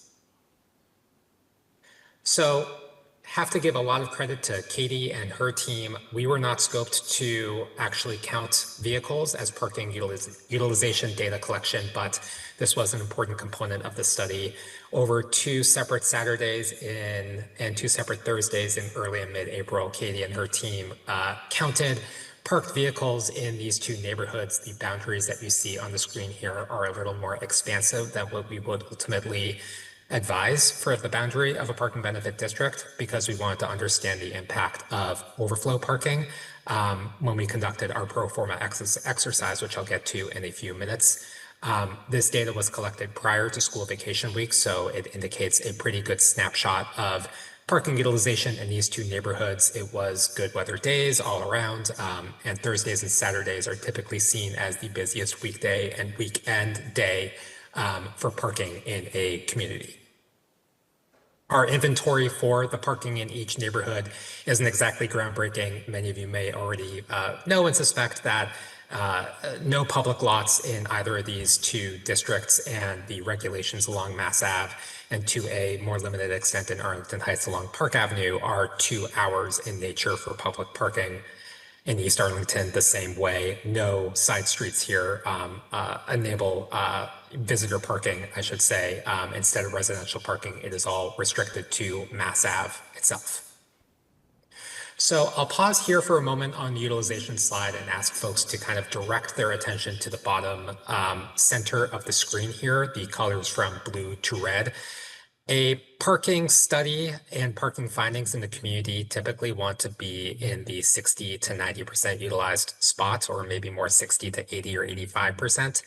That lavender blue and the green that you see in the box there, and that you see in some instances of the on-street parking segments. This is a good place for a business district to be in, because it means that if I'm, as a visitor, approaching a business district and I'm looking for parking and I don't know anything about regulations or where I should go, I'm typically seeing a spot that is available on the street to be able to park in. I'm also not seeing a sea of empty parking on the streets, which would obviously be a bad story for a business district as well if it just had such excess capacity because, folks weren't doing so well and there wasn't that much visitorship to it. When you get to the oranges, or in some instances the reds, when you're over 90%, that really asks for a management system where pricing can best manage that demand and spread out the impact over outlying areas as well. So each of these communities is really kind of currently in that sweet spot for parking demand. We've indicated in these slides, as well as in the East Arlington slides to follow, in yellow on the maps here, what we're calling a core area, where we're seeing the most instances of those lavender blues, those greens, and some instances of those oranges. And on the bottom left-hand corner of the screen, we're showing what the utilization is in those time periods for the 4 data collection periods. In Arlington Heights, we saw this peak occur at the Thursday 12 p.m. condition, which is typical of most business districts, with a utilization of 73% in this yellow area. And as we advance throughout the day, the Thursday evening condition, this falls to a close to 60% condition. And then it's rather consistent across 12 p.m. and 6 p.m. on a Saturday as well. And I'm happy to kind of go back to these slides after the remarks that I give, if folks have any questions about the data itself. In East Arlington, we're seeing higher utilization numbers, more instances of those greens and those oranges, and the core utilization, instead of being between roughly 60 and 75%, we're really between 75 and 85%. So we're really kind of on the precipice, I would say, of a street that is ripe for introducing park pricing, no matter what other motives a community might have to do it, with or without a parking benefit district, just to manage the parking supply itself. So this Thursday 12 p.m. condition of 81% in this yellow core area, the Thursday evening condition of 75%, the Saturday midday condition of 81%, and what we observed as a peak, the Saturday 6 p.m. condition of 84% speaks to a business district that has a lot of places that people want to eat out at, as well as the influence of the theater as well. So with this data, we used a pro forma to model the revenue and expenditure potential impacts of introducing metered pricing and a parking benefit district in each of these districts. But I want to pause on this top bullet point because it's doing quite a bit of work. The core area utilization of each district is relatively high. It is a likely justification to charge for parking. This is not a parking study per se. It does not get into the means of kind of actually instituting paid parking in these districts and all of the regulations that would need to follow with it. We'll conclude on some next steps slides that kind of speak to some ideas that the town may wish to entertain as it considers some of the results of this effort.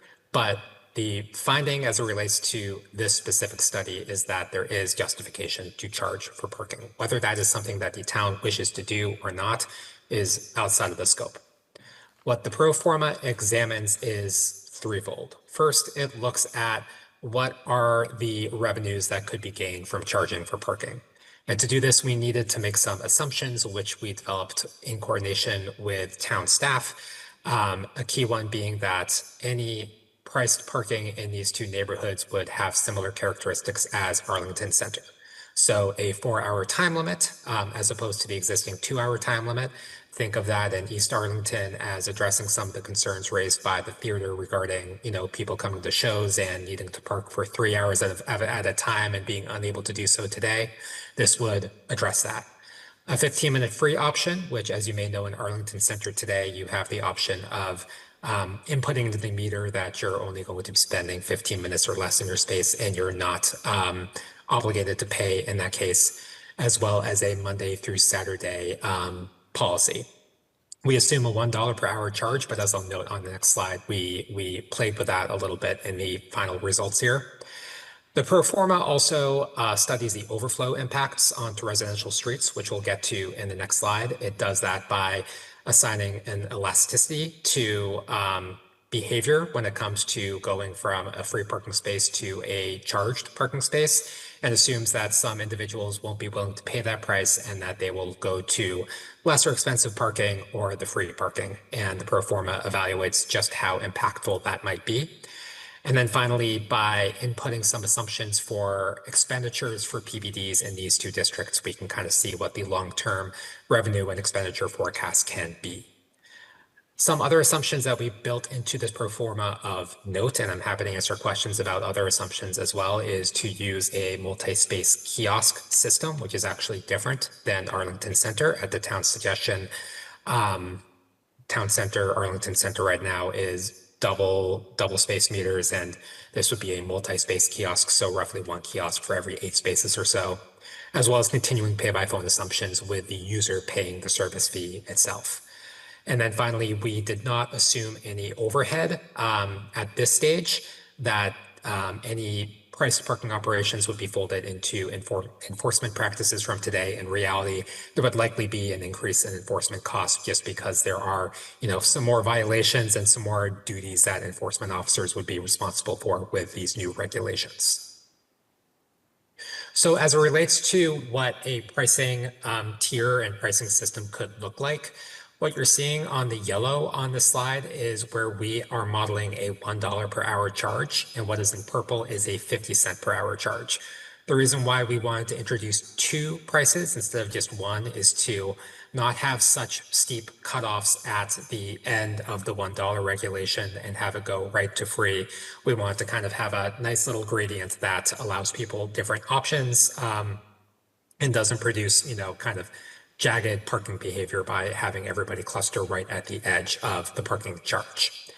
What you're seeing on the screen here is also instances of orange. This isn't inclusive of all the residential streets in the data collection areas, but those that are relatively proximate to where priced parking is proposed. And the data on the bottom right-hand corner of the screen discusses what the projected utilization changes would be based off of the pro forma results. So you can see the yellow, the $1 an hour charge, the purple, the 50 cents an hour, and the orange free charge. Unsurprisingly, we're seeing a drop in utilization as you kind of go up that price spectrum, and increases in utilization at the lesser expensive or free parking. So it's kind of evening out that utilization, but not to the extent that we're seeing, the residential streets become oversubscribed with parking.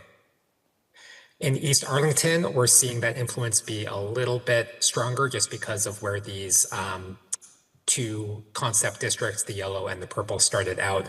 So we're seeing a fairly even utilization across Mass Ave in this study area by introducing priced parking. The next step here was to look at revenue and expenditure forecasts. I'll stress that these are examples that we'll talk through. These are not set plans that either stakeholders in each of these communities have seen or blessed. It's simply taking the feedback that we heard during those stakeholder discussions and through discussion with town staff to come up with draft investment plans, just so we can build a model of how a parking benefit district could work in each of these neighborhoods. So you can see some of the ideas on the left-hand side of the screen that were brought up by some stakeholders in Arlington Heights, and then the draft investment plan on the right-hand side of the screen, which includes funding for bike parking replacement, for planter purchases on an annual basis, for beautification, which is maintenance of those planters, as well as some other touch-up activities in the district, and a longer-term purchase of EV equipment for 25% of the price spaces with ongoing maintenance of those EV equipment. And then at the bottom of the screen, what we're kind of referring to as surge purchases, so kind of a surge purchase of planters on a 5-year basis, purchase of replacement kiosks and signs for the parking system itself, as well as replacement of some of the EV equipment at intervals in time. And the next slide is going to walk through what this actually looks like in chart form. So I know this is something of a busy chart. One thing that you'll notice is the first couple of years, the system runs in the red. This isn't surprising. The upfront costs are the upfront costs, and they're incurred before a cent comes into the town from parking revenue. So it takes a couple of years in Arlington Heights to dip into the black. And at that point, our model and our work is sort of putting charges and costs on the pro forma spreadsheet just to see how much it can absorb, with the goal of keeping that blue line in the black over the course of the 15-year horizon that we did for the study. We actually did for 25 years, but we're only seeing 15 here. One very important thing to note with this slide, as well as the partnering slide for East Arlington in a moment, is the concept of actually raising the parking price on a 5-year basis by 50 cents.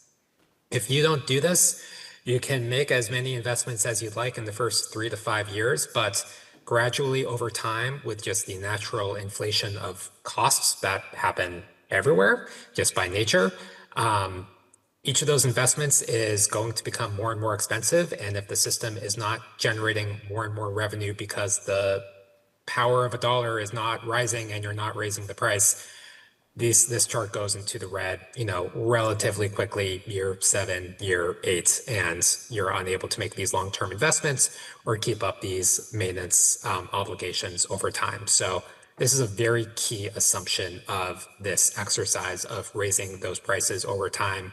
If you simply instituted metered pricing and didn't have any expenditure plan, yeah, in that case, the revenues are going to exceed the expenditures of just maintaining the parking system without increasing the rates. But when you want to do any kind of investment, it behooves you to have a plan for, or at least, understand that rates should increase over time just to keep up with the power of a dollar. In East Arlington, the investment plan looks somewhat similar. One of the exceptions or differences here is a desire for an annual allotment for events and decorations, but you can see some of the similar types of investments, planters, beautification. We did bench replacements here, as well as EV equipment. And you can see in East Arlington, it's something of the same story because we have more annual expenditures in those events and those beautifications than we do in Arlington Heights, which looked more at, larger one-time regular purchases. Our black revenue projections, the blue line is staying closer to 0 here, which we would recommend. You don't really want to have a ton of money sitting in a fund like this. You want to put it to use so people are seeing the benefits of it.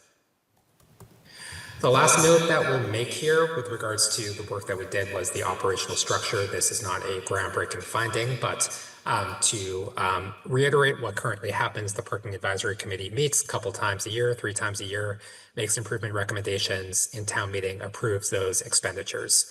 This has been a successful system, as from what we've heard from town staff. The only complication, if multiple PPDs were to be added to it, or if we were to keep the 6 representatives that this current composition calls for from each PBD, that becomes a pretty bloated Parking Advisory Committee. So the recommendation here would be to keep the current structure, but to limit representation to 3 individuals from each district. Ideally, those would be floating appointments. So you have somebody who is leaving every year and you have a roster of folks who are joining behind them. So it's not just the same 3 people, but each PBD would be treated separately. Revenues generated within that PBD would be spent only within that PBD, and representatives from each district, including Arlington Center, would only be able to vote on expenditures that are local to their district itself. One of the drawbacks of this might be that, maybe the meetings are going to run a little bit longer, or maybe you have, an additional meeting or 2 over the course of the year, but this has been a pretty successful system for the town, and we would recommend it keep moving forward. So next steps, as I've hopefully successfully emphasized, the viability exists to introduce PBDs in Arlington Heights and East Arlington. I think the more central question for the town to consider is the viability of actually introducing metered parking in each district. What do we think the commercial sentiment would be? The sentiment that we gathered was tepid support, as long as, the interests of the businesses themselves were being met. The residential sentiment was not something that was part of the study that we were scoped to look at. And the management of potential overflow towards residential side streets is something that we would encourage the town to very seriously consider. Ways to counteract that, popular or unpopular, I'm not sure, are to institute a permitting system for residential side streets where you need a placard or some other type of permit to park on your street. That could be provided free of charge with the town absorbing the cost. It could be a nominal fee that a resident pays. One thing that Katie and Jim don't know about that we've been chewing on over the last week is the idea of a residential parking benefit district where maybe the meters themselves or other types of passes that could say be for employee parking in each of these districts on the residential side streets is permitted on those side streets. Residents are able to secure a placard of some sort to sort of supersede any regulations that are in place to control the non-residential parking, but it further monetizes this residential parking if there's some fear that there's going to be more parking on it, and there likely will be in the absence of any other policy changes, and better folds those residential side streets into the PBDs themselves for some improvements. Beyond that, the actual nuts and bolts of expanding the metered parking program is something that the town should, better understand as well. The operational and financial implications of the meter technology selection, absorbing those upfront costs. We didn't model for a loan or a bond or anything like that. It was just kind of from thin air generated from day one, as well as any changes to enforcement practices. And then these last two bullets are speaking to codifying the change in the organizational structure of the advisory committee and then recruiting and inviting members from each district for the parking committee as well. So I will stop there and happy to take any questions. You need to take a minute to get some water? I'm good, unless it was very apparent that I needed some. I'll turn to the board for any questions, comments, or motions. So I guess I'm curious, with all this information and, what is next? So it's a move, I'll just jump in. So we're just receiving it, so the motion would be the motion to receive. Okay. And it's a presentation to just give us some food for thought. The next steps would be for the board to kind of take a look at it and in connection with the planning department to, we have a discussion today. We don't make any decisions. We're not deciding whether or not to put meters in right now. Oh, yeah. But we kind of move the idea forward and we start to have the internal discussions about whether we think it's a good idea and what that will look like moving forward. So we're definitely not approving meters right now. Yeah.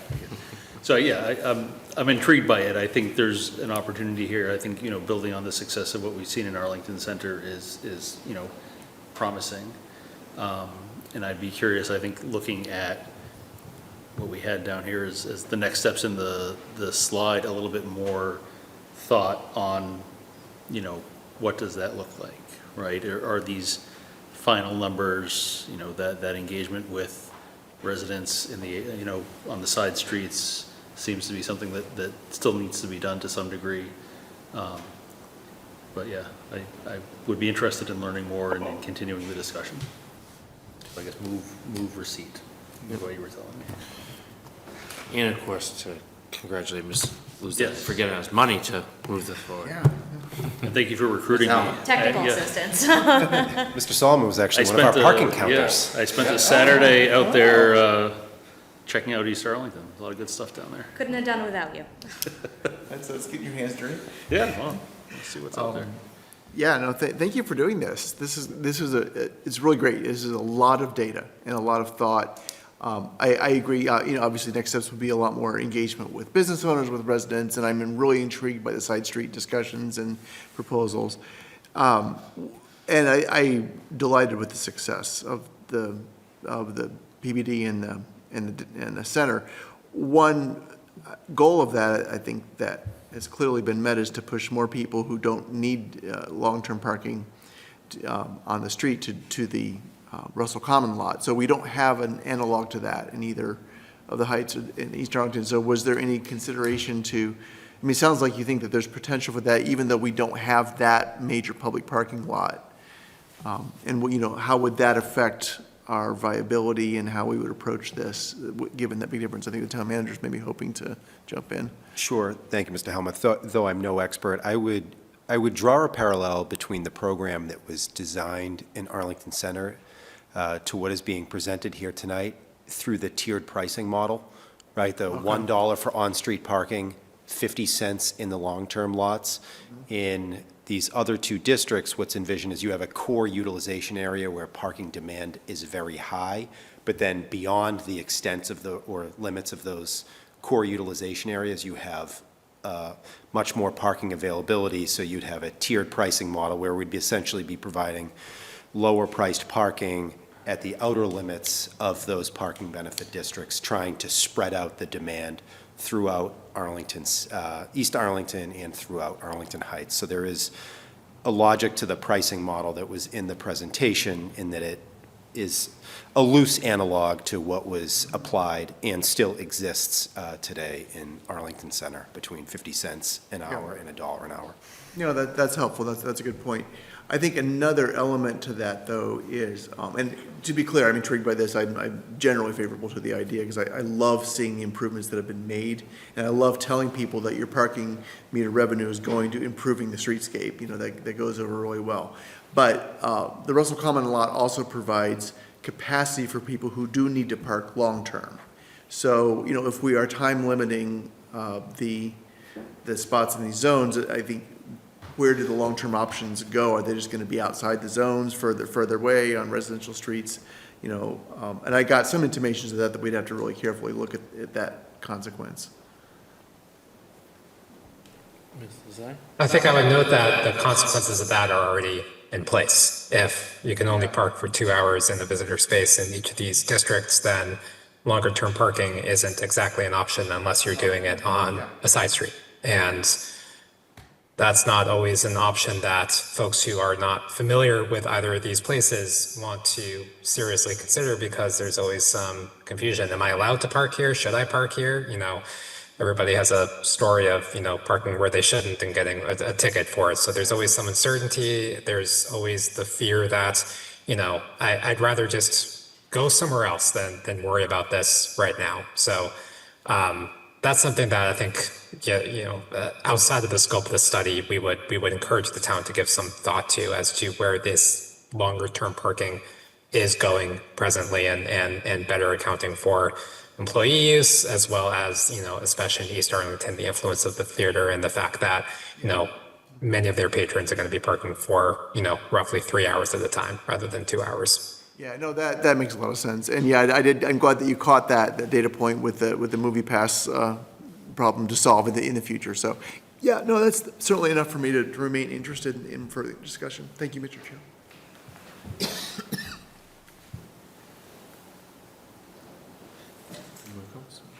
Oh, and I second the motion to receive. All right, we have a motion to receive by Mr. Solomon, seconded by Mr. Helmuth. All those in favor say aye. Aye. All those opposed? Unanimous vote. Thank you. Mr. Chair, just before you go on to the next agenda item, and this is something, it doesn't have to do with this presentation, but I see Ms. Montague here. She was on our consent agenda earlier, and she's already been reappointed to the Minuteman School Committee, and I know you're here to enjoy the meeting. Great, we're happy to have you here. I'm finding this very fascinating. Oh, great, all right. I was just concerned that you may be waiting for an appointment. I'm only texting home because my son is not taking the dog out for a walk. Okay, all right, sorry, Mr. Chair. but That sounds like my house. That's on theme. Great, All right. sorry for the interruption. No but I problem. just- Item number 14, update 190 to 200 Massachusetts Avenue. Mr. Feeney. Thank you, Mr. Hurd.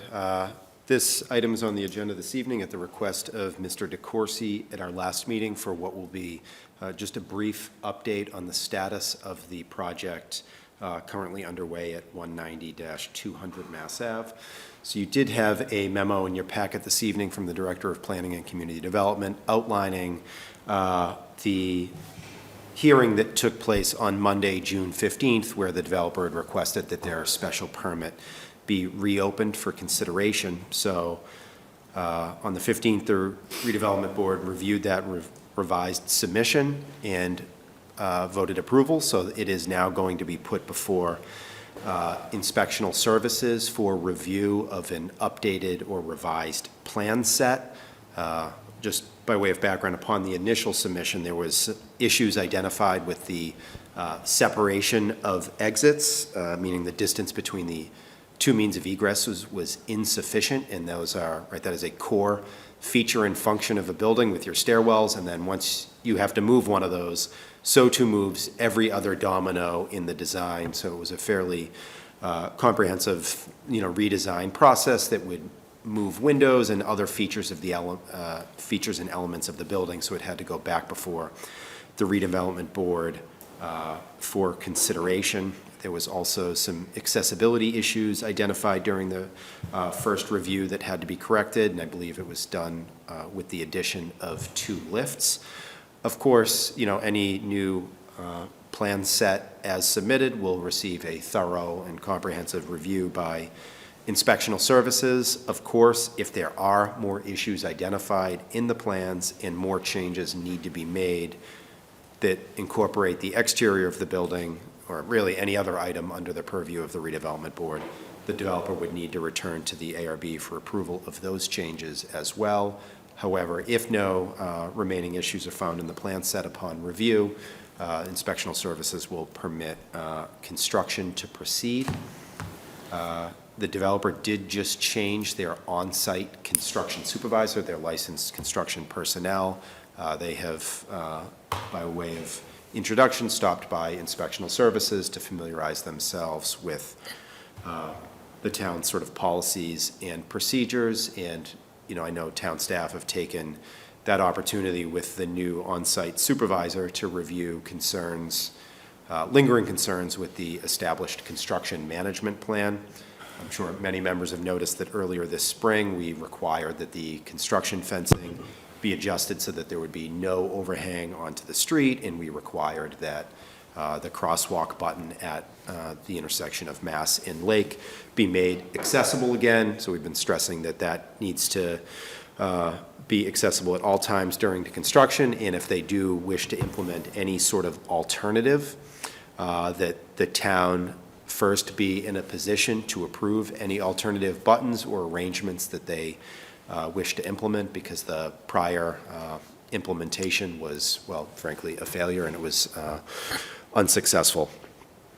So we're also going to be requiring some additional pedestrian and school crossing signage at what will be a widened and repainted temporary crosswalk at the Herbert and Randolph crossing.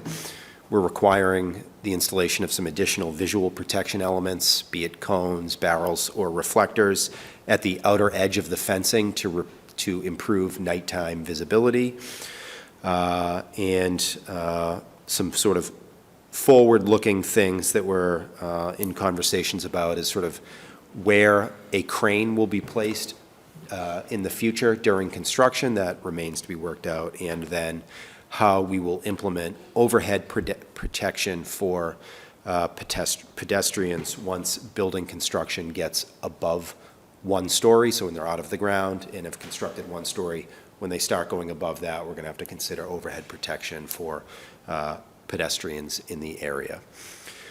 The only other item of note that I'll bring up on this project is that I've been notified by MBTA bus operations now twice that they've received a complaint from a bus operator regarding the location of the temporary stop. So at this point, that is being monitored. It's hard to predict now if that may result in a future request for this board to consider an alternative location for that temporary stop, as we discussed previously, which would be essentially a block further east than where it exists today. Just note that as an item this evening, but that is not necessarily a request before the board yet, just something that was brought to my attention a couple months ago, but then again very recently once a second complaint was received. So that's something else that will be monitored, but that is the latest that I have for this project. All right, we don't need any motions. Do we have any questions or comments? Mr. DeCoursey? Thank you, Mr. Chairman, and thank you, Mr. Feeney, for the update. And I had asked for it because of questions I had received from people driving by, and one area that you didn't touch on that I saw some work, there actually was some work going on there today. It looked like some demolition work at the back of the old floor of the old bank. is that the fencing on Chandler Street seems to be coming out quite a bit, and that probably is going to be a challenge for a crane or construction work, but there was some equipment there today that cut over, and I think the concern here, one of the concerns I have is that as this project goes along, it sounds like they've gone back to the redevelopment board, but we really don't want the construction to get ahead of us, whether it's redevelopment board or inspectional services. So it sounds great that the construction manager has met with town officials, because I think that's going to be key, because we have had a history on another project where the work got ahead of the approvals, and then you're stuck on what you can do, and it creates problems. The last thing I would say is, and I understand the MBTA's concern, I think what happens is if cars are coming down Mass Ave to take a right on Lake Street and they don't make the light, they're stopped at the bus stop. And I saw it the other day where the bus came down, let people out behind two cars just on the edge of the bus stop, but made the most sense in terms of people getting on and off and the bus, making the next light cycle. But it's one of those challenges. Other than moving it, and I think we all liked that location because what it does for parking, but it does create a challenge if the bus is getting there towards the end of the cycle before it's turned green again. I think I'd rather temporarily restripe the middle lane and just make it no right turn lane, but we'll deal with that at a different time. All right, seeing no other hands, we will move on to the next agenda item. Item number 15 for approval, Transportation Advisory Committee recommendation, Appleton and Wollaston. Is Mr. Stubby on Zoom?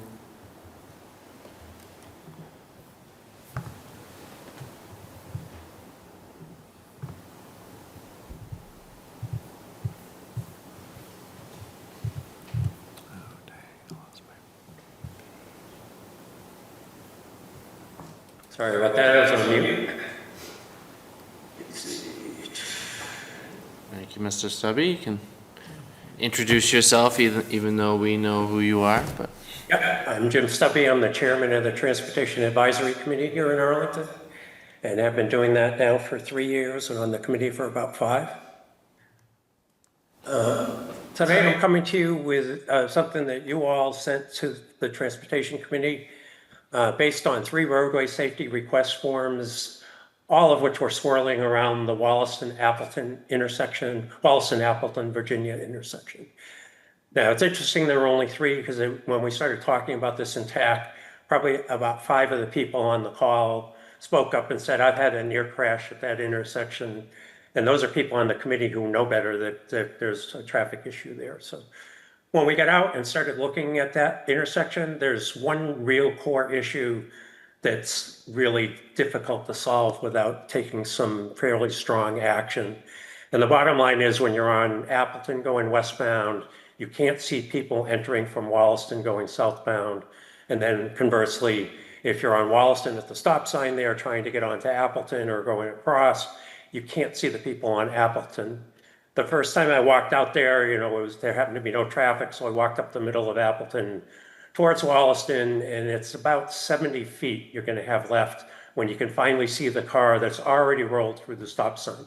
So you have a real core issue. They're already rolling. You're going 25, which is the speed limit there, and your stopping distance is not 70 feet. It's more like 80 or 90. So there's a lot of near misses going on at that intersection. If you look at the pictures below, those are a little bit old, but if you look at the graphic on the left with the red circle, it's the part in the upper part of that circle. The next one over is Appleton headed that way, but you can't actually see the third picture where the cars would be stopped at the crosswalk there. So it's really a site issue we're dealing with here. Next slide, please. I assume you're presenting, Britton, right? yes. That was a yes, okay. All right, so we formed our working group with Andy Greenspan, Emily Prudhomme, myself, Bill Copperthorne, and did a reach out to all of the Arlington town staff who actually have tried to address this intersection before. The prior activity actually did a good job on the far side of Appleton. And, you know, those interchanges, those legs really don't have any issues at this point.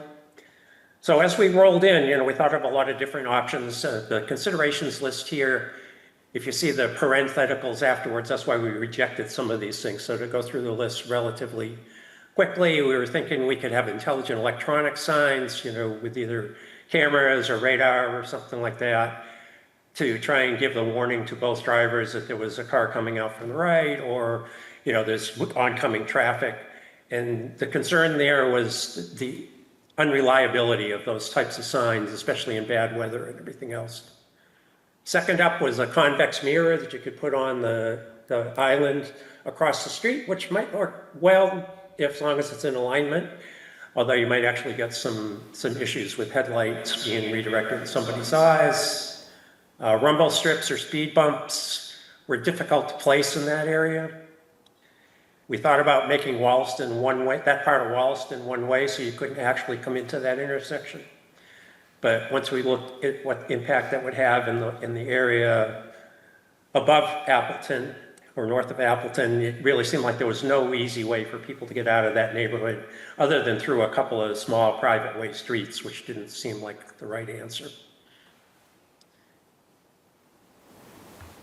The other thing just in our considerations bucket was we came before the board not too long ago and actually finally put the stop sign on Appleton at that Appleton-Wachusett intersection, that big old location with the 6 legs.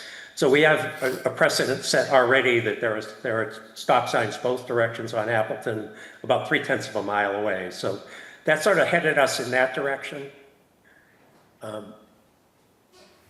And then one other consideration is, that's a funny thing, is if you're thinking about doing stop signs, MUTCD says you can't have a crosswalk sign at a stop sign controlled intersection, so that would have to be a consideration in our actions going forward. So if you go to the next page.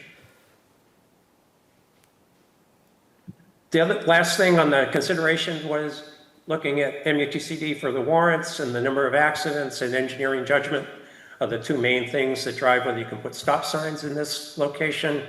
And given that Bill Copperthorne was on our team, we had engineering on board, and also with the crash data, which is in the appendix, we don't need to go through, but they certainly met the criteria for that.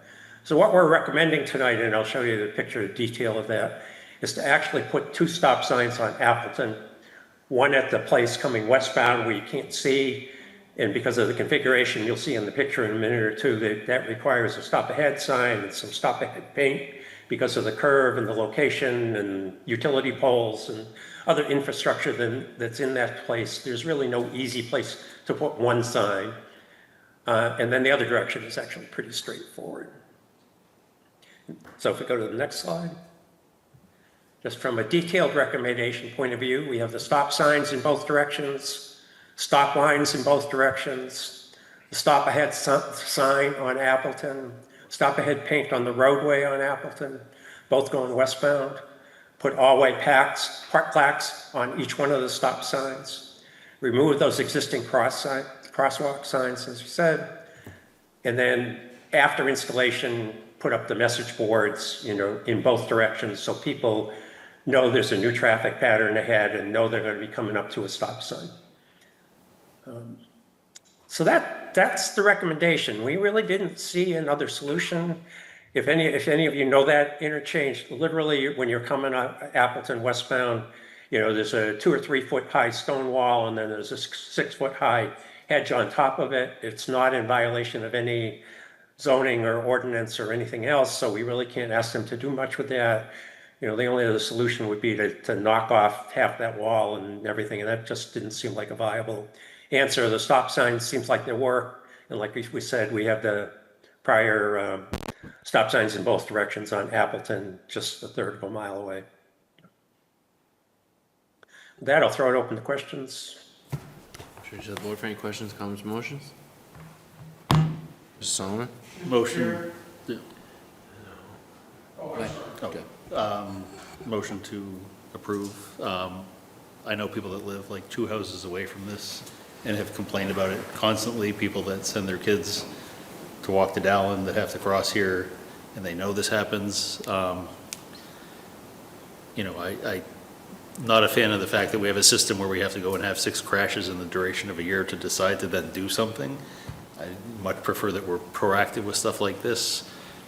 So my kids were like a block and a half away from the, had crossed Park Ave this morning on their way to Dow and missed today's crash by a block and a half. So it's good that we're doing this. I really appreciate the work that the folks on TAC do, that Mr. Stubby leads, and I'd love to see more. So I'm in favor of this and many other things. Mrs. Mahan? I will definitely second that, and I know the crash this morning that you just missed at Park in Florence. And different people were sending comments and questions and things like that, and the first thing I said was, it's at an intersection that has a traffic light, so you really can't plan for somebody running a red light, unfortunately, in that. But I did, I haven't answered any of the questions because they were like vague. Does anybody know? They didn't specifically ask me, but I think I do anticipate at our next meeting that the chair and the town manager might have something as an agenda item regarding discussing and/or voting on some design changes along the Park Ave corridor, which I'll wait to see what those are, but I don't know how they address that somebody ran a traffic signal that had a red light and should have stopped. But so I agree with where people are saying, can we be proactive? I think we will be moving forward on that in July if everything is ready to go on it. So I will definitely second Mr. Solomon's motion. Mr. Gorson? Thank you, Mr. Chairman. Yeah, and I support the motion as well. This, for years, this has been a real challenging intersection. And I think one of the things that may come out of this, as Mr. Stubby said, is people will avoid Wollaston Street. They'll use Ortona off of Piedmont and then take the left onto Appleton because it's easier. So with this correction, maybe that will prevent that too. And I know those residents were nice enough to repave their private way a few years ago, but I'm sure they didn't do it to create a cut through for people. Yeah, it's in great shape. Mr. Chair. Mr. Chair, are you accepting the public input? Not on this one, Mr. Moore.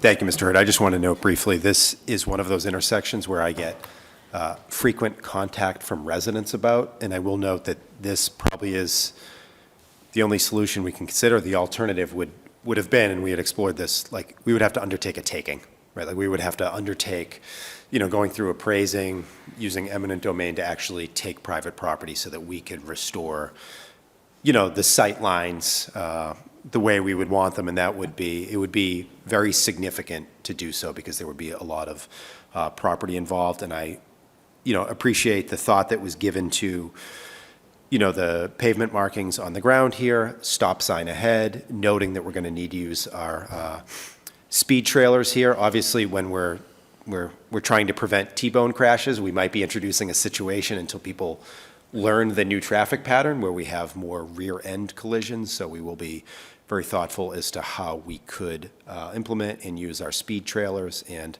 just thinking this might be an opportunity, especially for nighttime visibility, to perhaps pursue the investment in sort of solar-powered LED flashing stop signs that have the embedded LEDs at each corner that might improve nighttime visibility at this intersection, given that it'll be a new traffic pattern introducing stops. So just commend TAC for their work. This has certainly been a recurring issue over the years.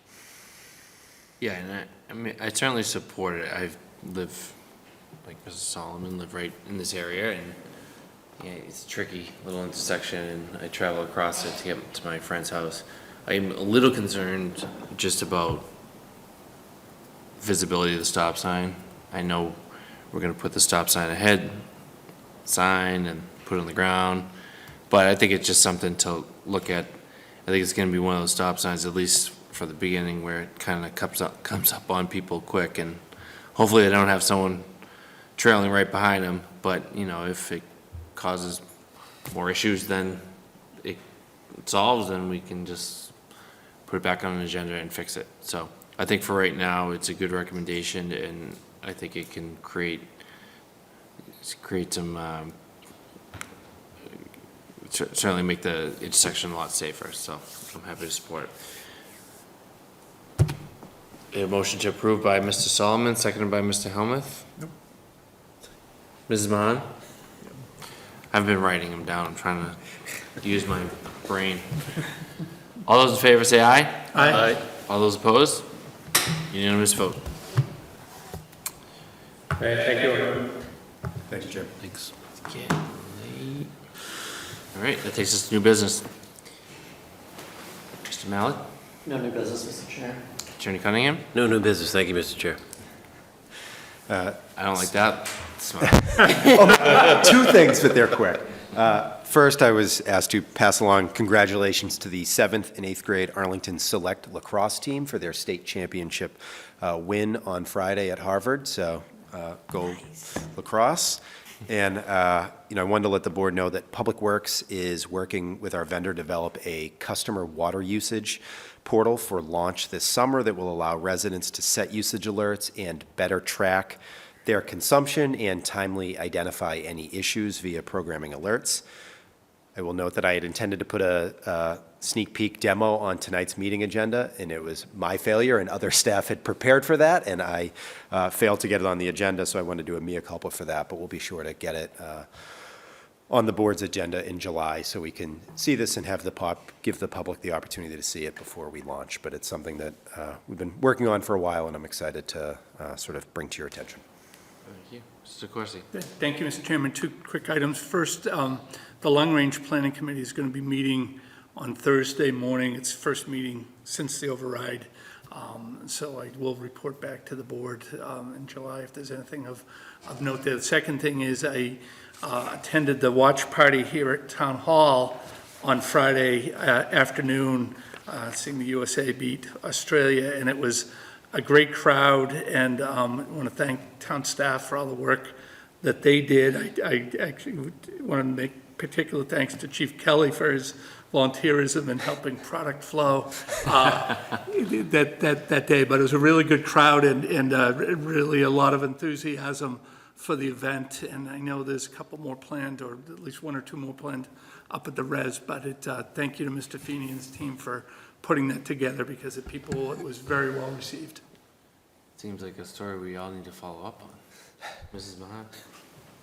Yes, I'll start my new business to piggyback on what Mr. DeCoursey just said, which is I want to thank the three main people, in my opinion, responsible for the town hall and up at the res, the town manager, Mr. Feeney, the deputy town manager of operation, Christine Bergiano, and our park and rec director, Natasha Waden. It was 16 days before the event that I had conversations previously, back in January. I was hoping that the planning department would pick up and do economic development similar to what Cambridge, Somerville, Lexington, and others did. But once Miles Robinson, whom I know and know his family and have watched him play, was named to the USA team, put out an email to various town departments, as well as Arlington Soccer Club, Boys and Girls Club, and everything that happened came together in 16 days, largely spearheaded by the three people that I named, along with their staff. And the event on June 19th, besides being Juneteenth, and it was a holiday, to get all the rest of the town employees, whether it's police, fire, public works, before, during, and after the event, as well as the Arlington Recreation staff, to be able to do that. They had about 3,000-ish at the res where I was up there, and I saw Mr. Solomon. I couldn't make it down to the town hall, but I definitely appreciate it. It was much more than I ever imagined it was going to be. I just wanted to make sure we somehow commemorated with Miles Robinson being on the team. I do want to point out, though, and yes, there are Tomorrow's watch party is canceled because of inclement weather. Lexington and other cities and towns have done the same thing, but the June 24th and 26th, the Res soccer watch parties are a go right now, and it's 6 o'clock on June 24th, which is the Wednesday, 3 p.m. on June 26th is the Friday.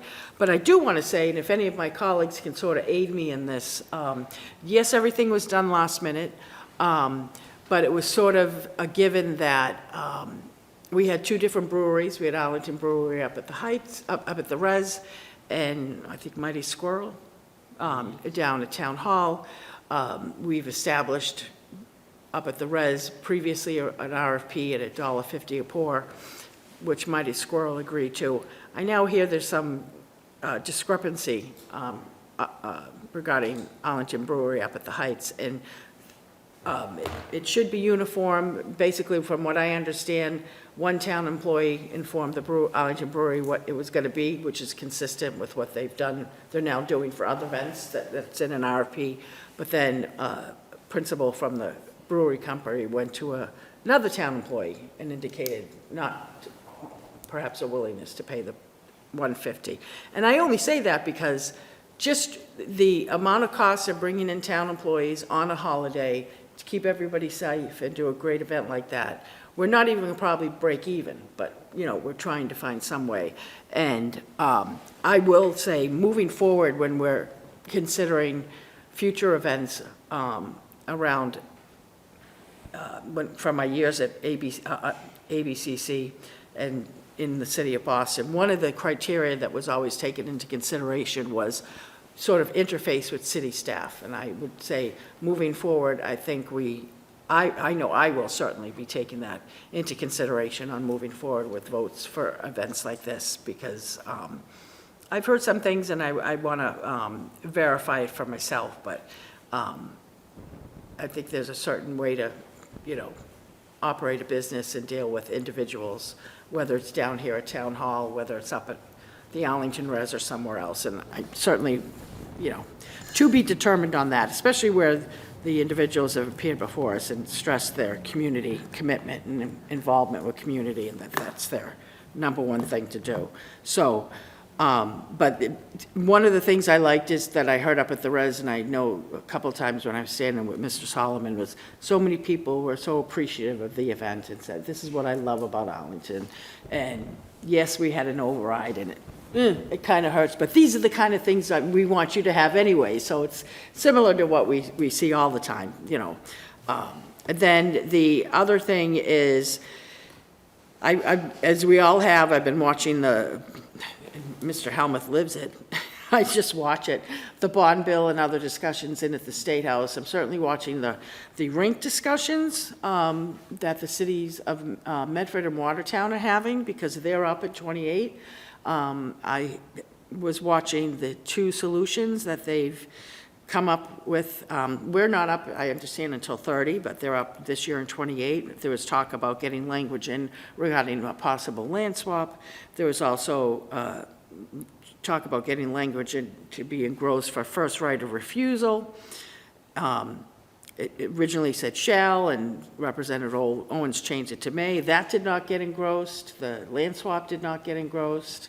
I do want to commend the town manager, who I know has had discussions, has had meetings, I believe, in at the State House with the DCR commissioner and perhaps some other staff. I think Mr. Galvin was one of them, as well as Senator Friedman, Representative Rogers, Representative Gabelli. But that's something that I was hoping that one, if not two, of those things would be indicated as a pathway, and I'm kind of a little sad that it's not. So, but we do have until 30, but just looking out that way. And then the other thing, looking at what got engrossed in the bill, one was, although I always tell people, what got engrossed from Representative Rogers' office was $3 million for the cities of Somerville and Cambridge to start a design plan for eventual, how to deal with CSO, sewer overflows in the alewife, and eventual elimination of that.